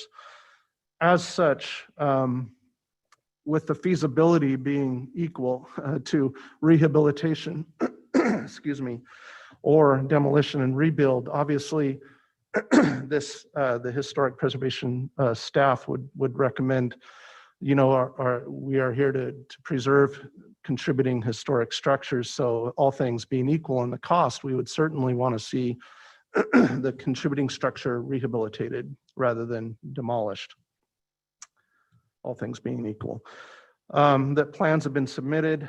Plans have not been submitted to staff that would represent new construction. So actually the staff cannot make any findings on this project. The applicant also indicates that they think that the structure has been altered on the facade, and putting into question whether it should even be contributing in the first place. The main point is that, this is the survey from 1949. There's one from 1956 that's identical. So you'll see the porches on each side appear to be open porches with the hash marks. The applicant maintains that the porches were enclosed and maintains that they appear to have been enlarged because they look much smaller on the Sanborn map than they do on the actual aerial and on the ground. So staff conclusion, 3 out of the 5 findings, which is required, could not be met. Structural issues with the roof, flooring, and foundation are not uncommon with these historic houses and can generally be repaired without full demolition. The extent of the dry rot is unknown and may be limited to the areas that were observed, which are areas that might have contained more moisture. So it's unknown at this time how extensive that dry rot is, and that wasn't provided in the report. Again, the cost comparison of rehab versus rebuild is the same, so the feasibility finding cannot be made. And as previously, and as indicated on the last slide, the porches were enclosed and may have been extended. However, it is assumed that the architectural historian, in likely reviewing the Sanborn maps, understood that these alterations took place or may have taken place, and still listed the house as contributing. So it's assumed the house was listed as classified as contributing with those potential changes in mind. So with that, staff recommends denial of the application due to the issues discussed in the report and lack of findings for demolition. Thank you. Thank you, Ted. Are there any questions? I have Madam Chair, I have a question for Ted. Or Commissioner Koski? On the statement of rehabilitation cost and estimates, when we ask for that, is the cost for just repairing or rehabilitating are we asking for an estimate to repair and rehabilitate the things that they suggest are wrong or deficient, or is it to build the entire structure, rehabilitate the entire structure to a brand new building? Madam Was I Chair. clear that? Yeah. Madam Chair, Commissioner Koski, typically what is provided in these cases is a cost, an analysis of cost that it would take to rehabilitate the structure. And it's assumed that that would be to rehabilitate the issues that they have identified in their structural analysis. Also, usually what is provided is a cost analysis of what it would cost to an itemized list. These should both be itemized of what it would cost to demolish the existing structure and build a comparable new structure. So in this case, they did provide a cost analysis of rehabilitation, assuming that that rehabilitation is for the issues that they point out on the structure. But instead of providing an analysis of what it would cost to an itemized analysis of what it would cost to demolish and new build, they just stated that it'd be about the same cost instead of providing that analysis. So they're making a statement that, rehabilitation is the same. Their analysis on rehabilitation, it's the same cost outcome as demo and new build. Thanks. Thank you. Any other questions for Ted? Yeah, I just have a little bit more clarifying, following up Commissioner Koski's question. So the rehabilitation cost, does that include like if they need to repair the siding or replace the siding? And are they repairing, as the standards say, to repair it over replace it? And repair the windows over replacing the windows? Madam Chair, Commissioner Brown, it's assumed that what they are talking about in that cost analysis is specific to what they're saying is deficient on the property. So probably lifting the building and replacing a foundation as well. And that's probably the main thing for the floor. And correcting the foundation or fixing the separation issues and foundation issues for all 4 porches. And also the roof system would probably have to be deconstructed and brought up to code with that ridge beam placed in there. It's unclear whether the entire roof would have to be demolished, but it would require the roof to at least probably be somewhat deconstructed to a point with the beam, and replaced back to code structurally. Beyond that, I would defer to the applicant to explain further what they had in mind with that rehabilitation. Thank you. Okay, thank you. Is the applicant present?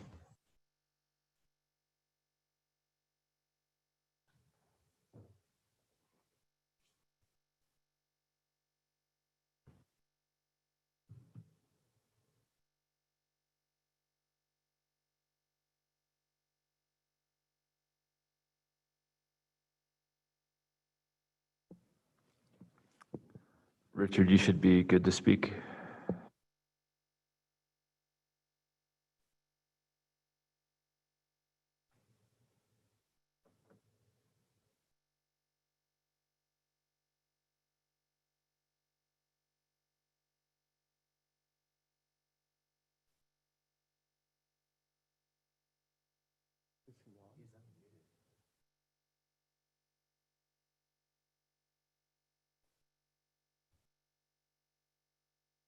Thanks for your patience, everyone. We're having some technical difficulties.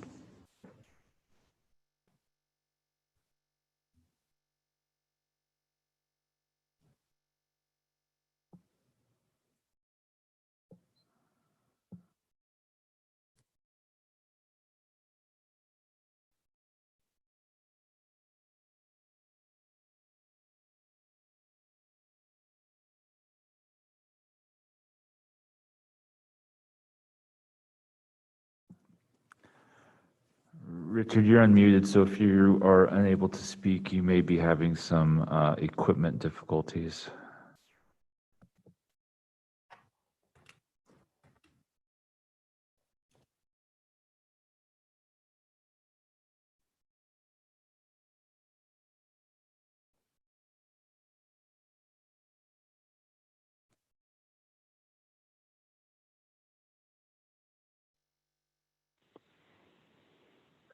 Can everybody hear me? Yes, we can. Please state your name and address for the record. You have 20 minutes. Perfect. Thank you. Sorry about the technological issues there. Richard Wilmot, 3914 East Presidential Drive, Meridian, Idaho.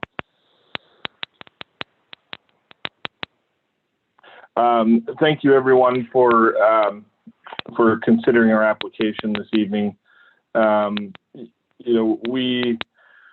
This particular structure, we feel at baseline is not, in fact, a contributing structure for many of the reasons that Ted actually pointed out. Given the fact that during its existence, we don't know when it was actually built, but it was built sometime between before 1949, which is really the period of historical significance in which, after that time, the front-facing porches along Front Street have been significantly modified, likely doubled in size, and completely enclosed. And they've been enclosed with, let's just say, more modern materials that aren't significant to the craftsman style identified in the survey. And the survey was conducted in such a way that it wasn't an invasive survey. It was likely that the building wasn't approached, considered a sort of a drive-by survey, if you will, as more of a reconnaissance. But in such, then, that effectively makes this structure non-contributing, regardless of whether the porches were seen at the time as being contributing. They aren't, because they weren't part of the original structure. And as such, these components of the building are failing significantly outside of the energy issues that are being experienced. Structural issues are being experienced with the failing of the floor and walls and everything surrounding these particular porches, and it's causing the rest of the structure to fail. In regards to a couple of the issues related to the cost and how this structure is in fact failing, the reports that we obtained and the estimates that we obtained relative to replacement and renovation is only particular to those items that we've identified as being a failure to the building. So in the case of the ridge beam, Ted basically hit it on the numbers that the entire roof system has to be removed from this particular structure. Outside of the ridge beam, the rafters along the top cord, they're spanning such a significant distance that those would also have to be reinforced. And at that point, we're basically putting on new trusses, which means that the ceiling inside of the structures also has to be removed, along with obviously the roof covering and everything else. You know, and outside of the roof, you know, you can work your way all the way down to the foundation where, again, Ted was right that the building or the structure would have to be lifted. And at that point, there's some fairly significant sequencing issues where with the roof being removed, now we're trying to figure out which part of this project do we do first and how do we tackle it, which leads to the fairly significant cost. You know, I understand that relative to a comparison of rehabilitation and renovation to the items that we're seeing at fault in the report versus a complete removal and rebuild, we're not getting a lot of value out of the simple replacement, because we're just trying to get it back to livable and safe conditions.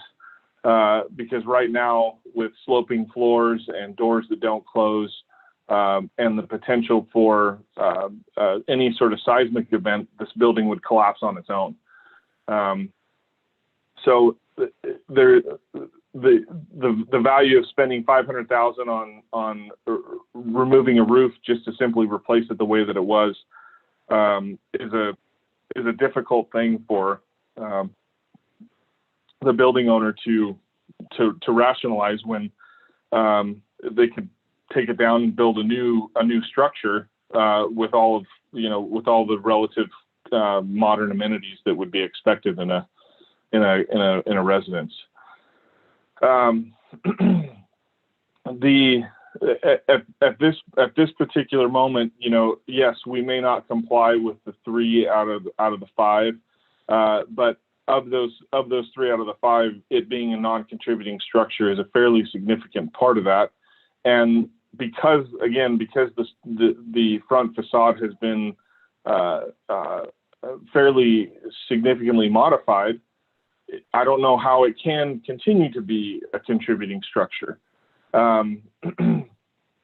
especially given the fact that it was done outside of the period of historical significance. And you know, one of the ways that materials that have been used on the building are the aluminum windows. That wasn't something that was readily available when this building was constructed by any stretch. And so we, you know, providing new plans for what we would propose on this particular site, we would certainly do that, considering a potential approval of removal. But at this point, you know, we want to make sure that we're in compliance with the commission's findings, and being able to remove this structure would then allow us to start, you know, proposing a new design for this particular site. And that being two of the 5 conditions would get us a lot closer to meeting the third. And then relative to the third, I think I touched on that a little bit relative to the site assessment or the cost assessment for the replacement. We've engaged with a local contractor that has significant experience in this type of project, and it just doesn't make sense to maintain this structure in its condition, to simply replace it like for like or replace the conditions that are failing like for the dollar amount. You know, we're being told it's a $500,000 investment, and to say that we're gonna level out the porches and that we're gonna put in a ridge beam and provide proper firewalls and things like that for $500,000, and we still haven't even touched the interior spaces to make those spaces better, doesn't make a lot of sense to us.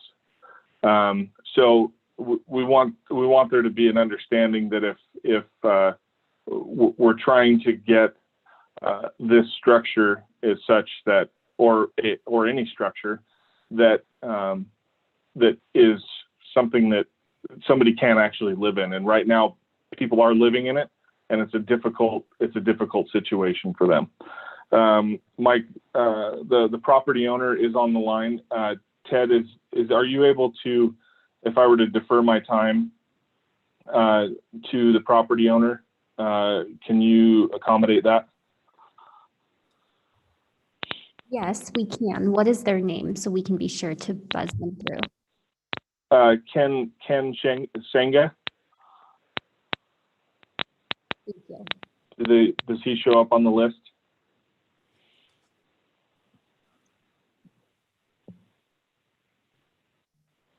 We're working on it. Ken, you should be able to speak. Can you guys hear me? Yes, we can. Please state your name and address for the record, and you have the remaining time of 11 minutes and 22 seconds. Awesome. Ken Sanga, 1307 West Fort, Boise. Perfect. Go ahead. So I met with on January 24th of 2020 with Jeff Lowe, Ted, and Michael Hansen to discuss the issues with this building and the validity of the contributing nature of the property. In our meeting, we all were at an agreement and established that Gospel Church next door, ex-Gospel Church, was actually non-contributing, and the general consensus was that there was not anything particularly attractive in the architecture or exterior integrity of the building and its character that made it contributing.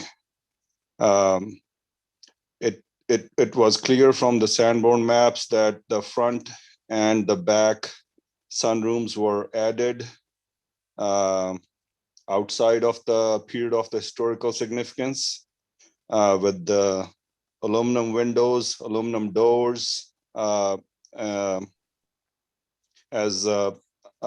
Richard said, they were not available during the period of historical significance. As we can see from the report that is provided to you by the structural engineer, I fear for the safety of my family, my young children. Established, it's not a structurally safe place to live. Again, as Richard said, any seismic event of any kind can bring this whole house upon us. Most of the house, not just part of the house, is sitting on the rocks. Foundation is crumbling, mostly crumbled. Floors are slanted at over 6 inches. One of the picture shows in the report, we have to put a 2x4 to run our washer and dryer so that it can have a relatively a level surface. So I listened to the previous applicants, the testimonies, and it it's clear that there are strong feelings from all sides about the historic district. And I moved here from Bay Hill Springs behind Capitol High because that was the condition of my family moving to Boise, was that they want to move to North End, otherwise they will forsake me. so then we got into this, and now I find out that there's a de facto lien on my property that I can't do anything, even if I prove to you good people that the most significant portion that proves historical nature of the property is the exterior of the property. Nobody's going to come inside and look at the crumbling house and say, oh, it looks very historical. And outside has been changed significantly. It's expanded, it's enclosed, the materials, modern materials have been used. So even if we did the whole revamping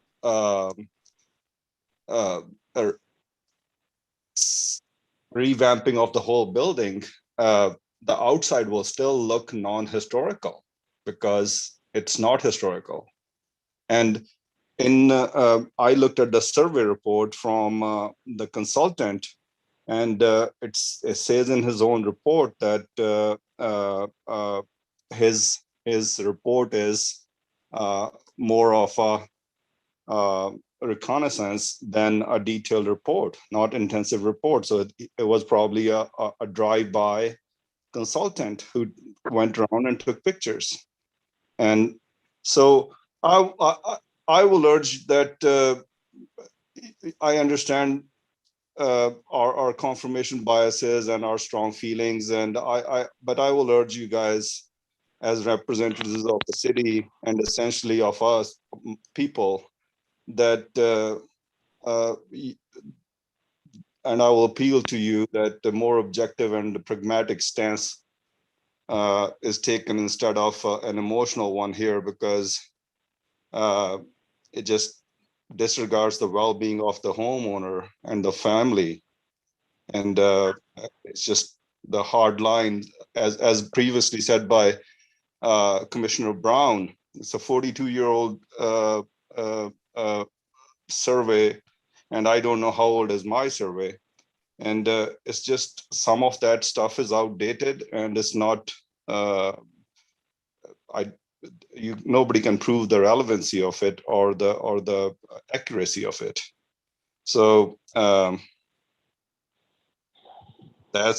think that's all I have to say. Thank you. Thank you so much.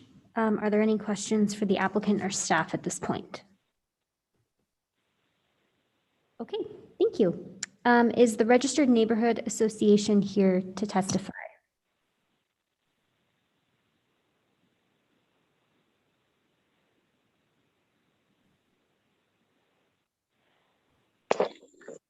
Hello, can you guys hear me? Yes, we can. Mr. Cotto, if you could state your name and address for the record once again, and then you will have 20 minutes. Yeah, it's very sorry. It's Carlos Cotto, 1411 West Eastman, and representing Nina.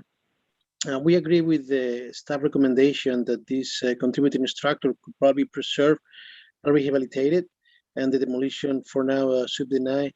However, we do feel for this homeowner, and we would like to know if there is anything that staff can do to help him present a better, more realistic project regarding how much it really would cost to rehabilitate and what would need to be rehabilitated and what really would cost to build with a more detailed plan. And then hopefully he can come at a later meeting and everything, and then we can make a better decision. So right now we are siding with the staff recommendation to deny the demolition, since it's a contributing structure and it doesn't meet any of the demolition requirements, like Ted was saying. So that's all we have to say. Thank you. Thank you, Mr. Cotto. Is there any member of the public tonight wishing to testify?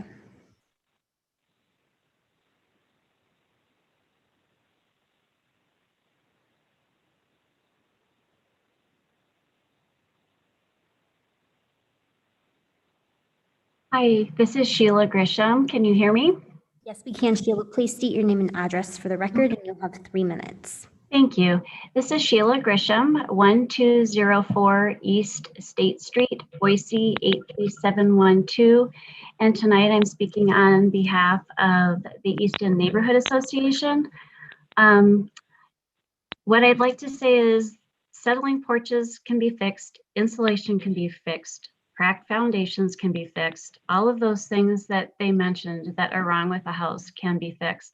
I understand that there is a cost for that, but at this point in time, we are losing contributing houses in our historic districts at an alarming rate. Along with this, we are losing affordable housing and adding to our landfill.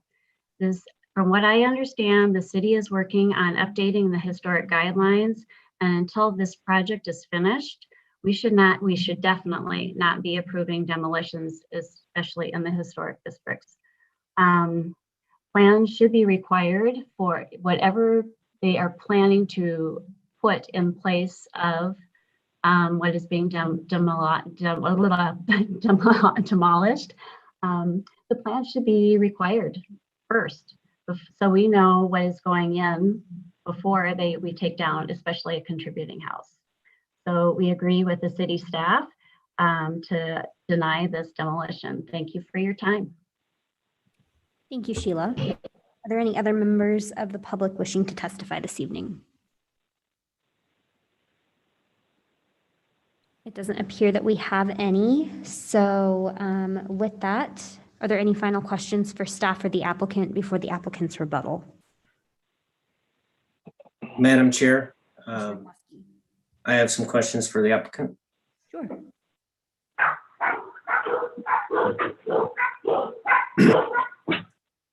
So, Richard, are you there? Yes, sir. Okay. Can you rehabilitate this building? The building can be rehabilitated at a fairly significant cost. Can you repair the roof? Not in its current situation, no. You provide a cost estimate that from a builder to, as you mentioned in your statement, to fix the parts that are failing and to bring it up to code. You're an architect, you're a professional. You do realize that you don't need to bring an old home up to current code. Yes? I don't agree with that. No.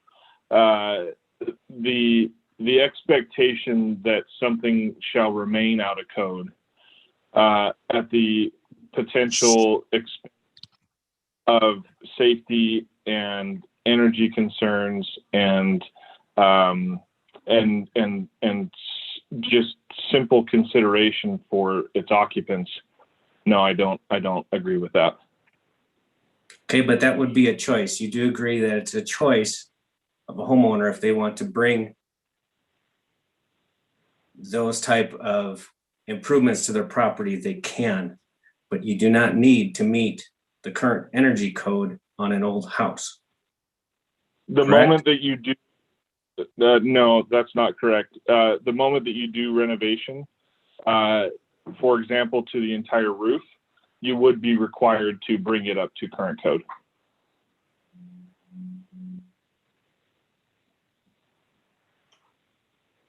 You can't touch a structure. You can't touch a structure and build it back to its prior condition without bringing it up to current code. Meaning, if the roof is changed or the roof is improved, it then has to be made current with current code. So, for example, relative to the ridge beam, if a ridge beam was put in place, the rest of the roof system also has to be modified and be brought up to current code with additional webbing in the roof trusses that supports the top cords, based on whatever their span is. We have to meet current loading conditions for live and snow loads and dead loads. And then at that point, the same would go for the roof covering. You wouldn't put, for example, if this house had a roof covering on it that didn't have any waterproofing or proper waterproofing underneath it, we wouldn't go back on with a roof that doesn't have any waterproofing. So it would need to, and it would be required to meet current codes with whatever you're touching. And in that case, because it's the roof, it's a lot of things. But new construction code and renovation code are different in the building department. So you're not having to meet the new construction requirements for energy and for the items you mentioned. I have another question. This estimate is for $500,000 you state was for bringing it up to code and to repair the things that are falling apart. I question many of the line items in there. I mean, okay, it's $500,000, but carpet, interior paint, $24,000 in plumbing, $22,000 in heat vac, HVAC, new windows and doors.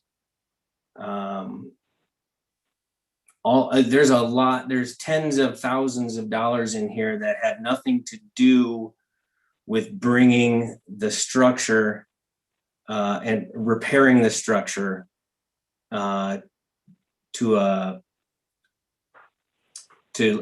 take care of the things that you say are deteriorating. I don't believe you need to remove the roof. Having a roof without a ridge beam in that state, I think is very characteristic of this style of home, and it can be supported. I mean, the interior doors, you don't need interior doors in here to bring this to rehabilitate the parts that are falling apart. So I think this your statement doesn't match what the estimate says. You stated that the estimate was to repair the building and to bring it up to code. And that's a whole new building right there.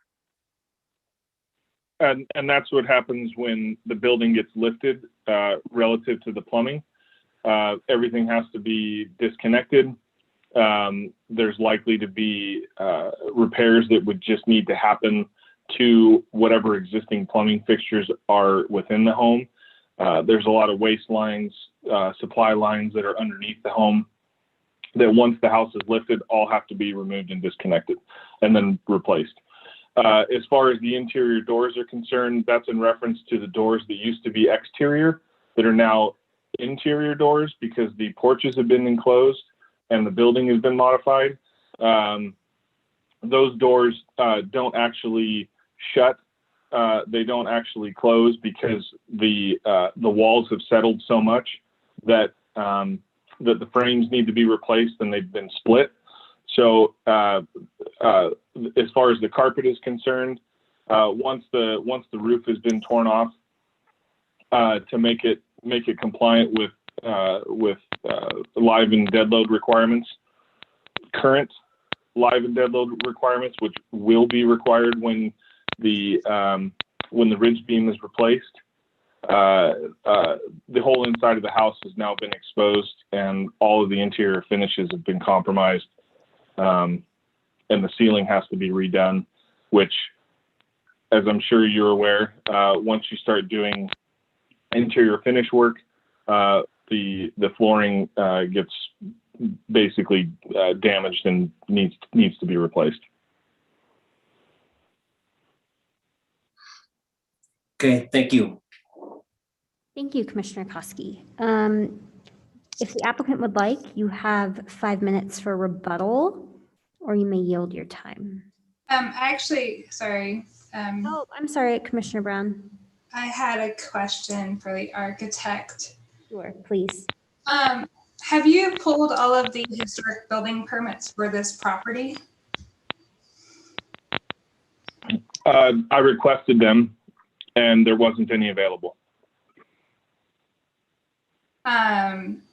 Normally the city of Boise has all of their historic building permits available. I mean, I've pulled mine. We've done research in this neighborhood and they have them. So I find that kind of hard to believe that they don't have the building permits for this property. I made a public records request and I was told that there wasn't any permits available. Okay.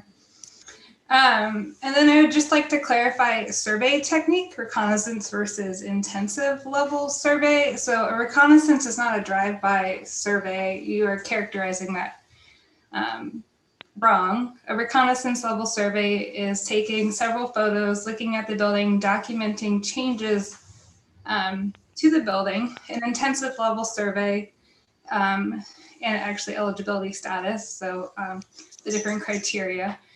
And then an intensive level survey is doing a deep dive into the history about all the changes, all of the occupants of the structure, and really diving into who built it, who was that person. So those are the two distinct differences between a reconnaissance versus intensive level survey. And most of these historic National Register districts that were surveyed are reconnaissance level survey. You do not need an intensive level survey to list a property as a contributing or non-contributing for the National Register. And I also had one additional question. So on your plans, you say there's no roof insulation. And then the one photo that you do provide in the packet actually shows insulation in the attic area. That's only in a part of the roof. That's not the whole roof. Okay, thank you. Thank you. Back to the applicant. If you would like, you have 5 minutes for rebuttal. Or you may yield your time. Yes. We'll respond. Relative to providing new plans, we can certainly look into accommodating that and providing what we would be suggesting in place of this. I'll review with Ken, and if it's decided that we want to try to do that, we'll certainly do that and provide that for consideration. As far as the reconnaissance versus intensive, Commissioner Brown, you had mentioned something to the effect that they would identify during a reconnaissance visit the things that have been modified on the building, which they didn't do in their report. So it would be really helpful if that were actually the case, because I don't think that it was. They would have known right away that the modifications that have been made to both porches, both on the front and back, were not actually contributing to the structure and not original, because on the building there are some original windows, but in the two front and rear facing facades, the windows are not original. So if in fact they were to identify modifications that have been made, they certainly didn't do it in their report. And then lastly, relative to this particular structure, we're talking about a fairly significant amount of money that would be required to repair, again, portions of this particular structure, and not really enhancing the livability of the structure itself or the interior environment. And so we would just request that be taken into consideration.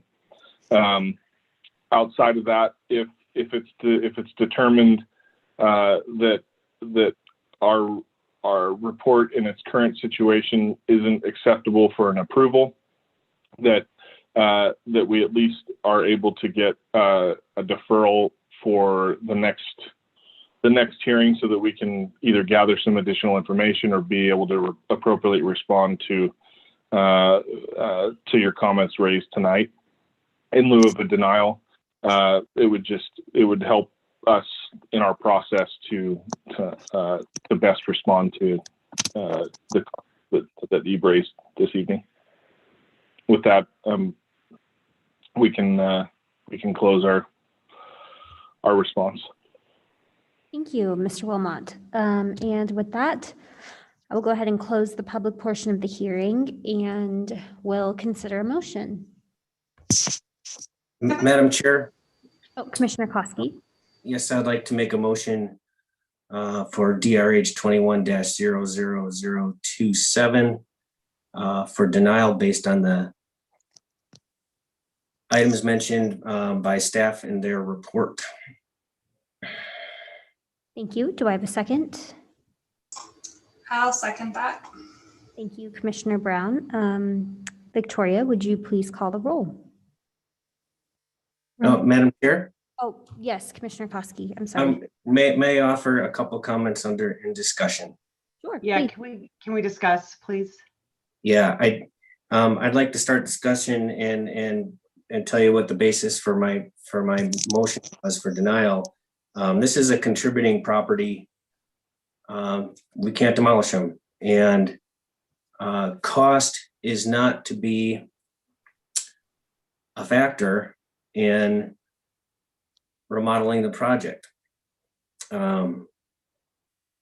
Hardship can be a factor, but repairing or renovating a structure, cost of that is important, but it's not something that we can consider wholly. Owning a house in a historic district and owning an old home, it's expensive. It costs more money to repair things than to build it new. It costs more money to remodel than to build something new. This is part of having an old house. And here we have a contributing structure that someone's living in right now.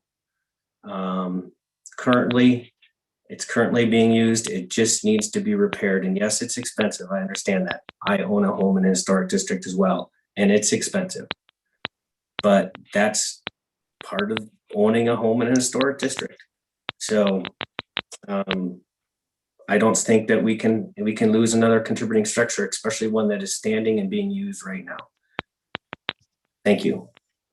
Thank you, Commissioner Koski. Commissioner Rupp, did you have something to add? I was just actually, Commissioner Koski, probably, I don't want to belabor the fact, but hit on many of the points that I was going to articulate. So Wonderful. Nothing more to share. Is there any additional discussion before we vote? I would like to add some things. So it's quite clear we can't lose another contributing property that's not only contributing in the local district, it's also contributing to the National Register of Historic Places district.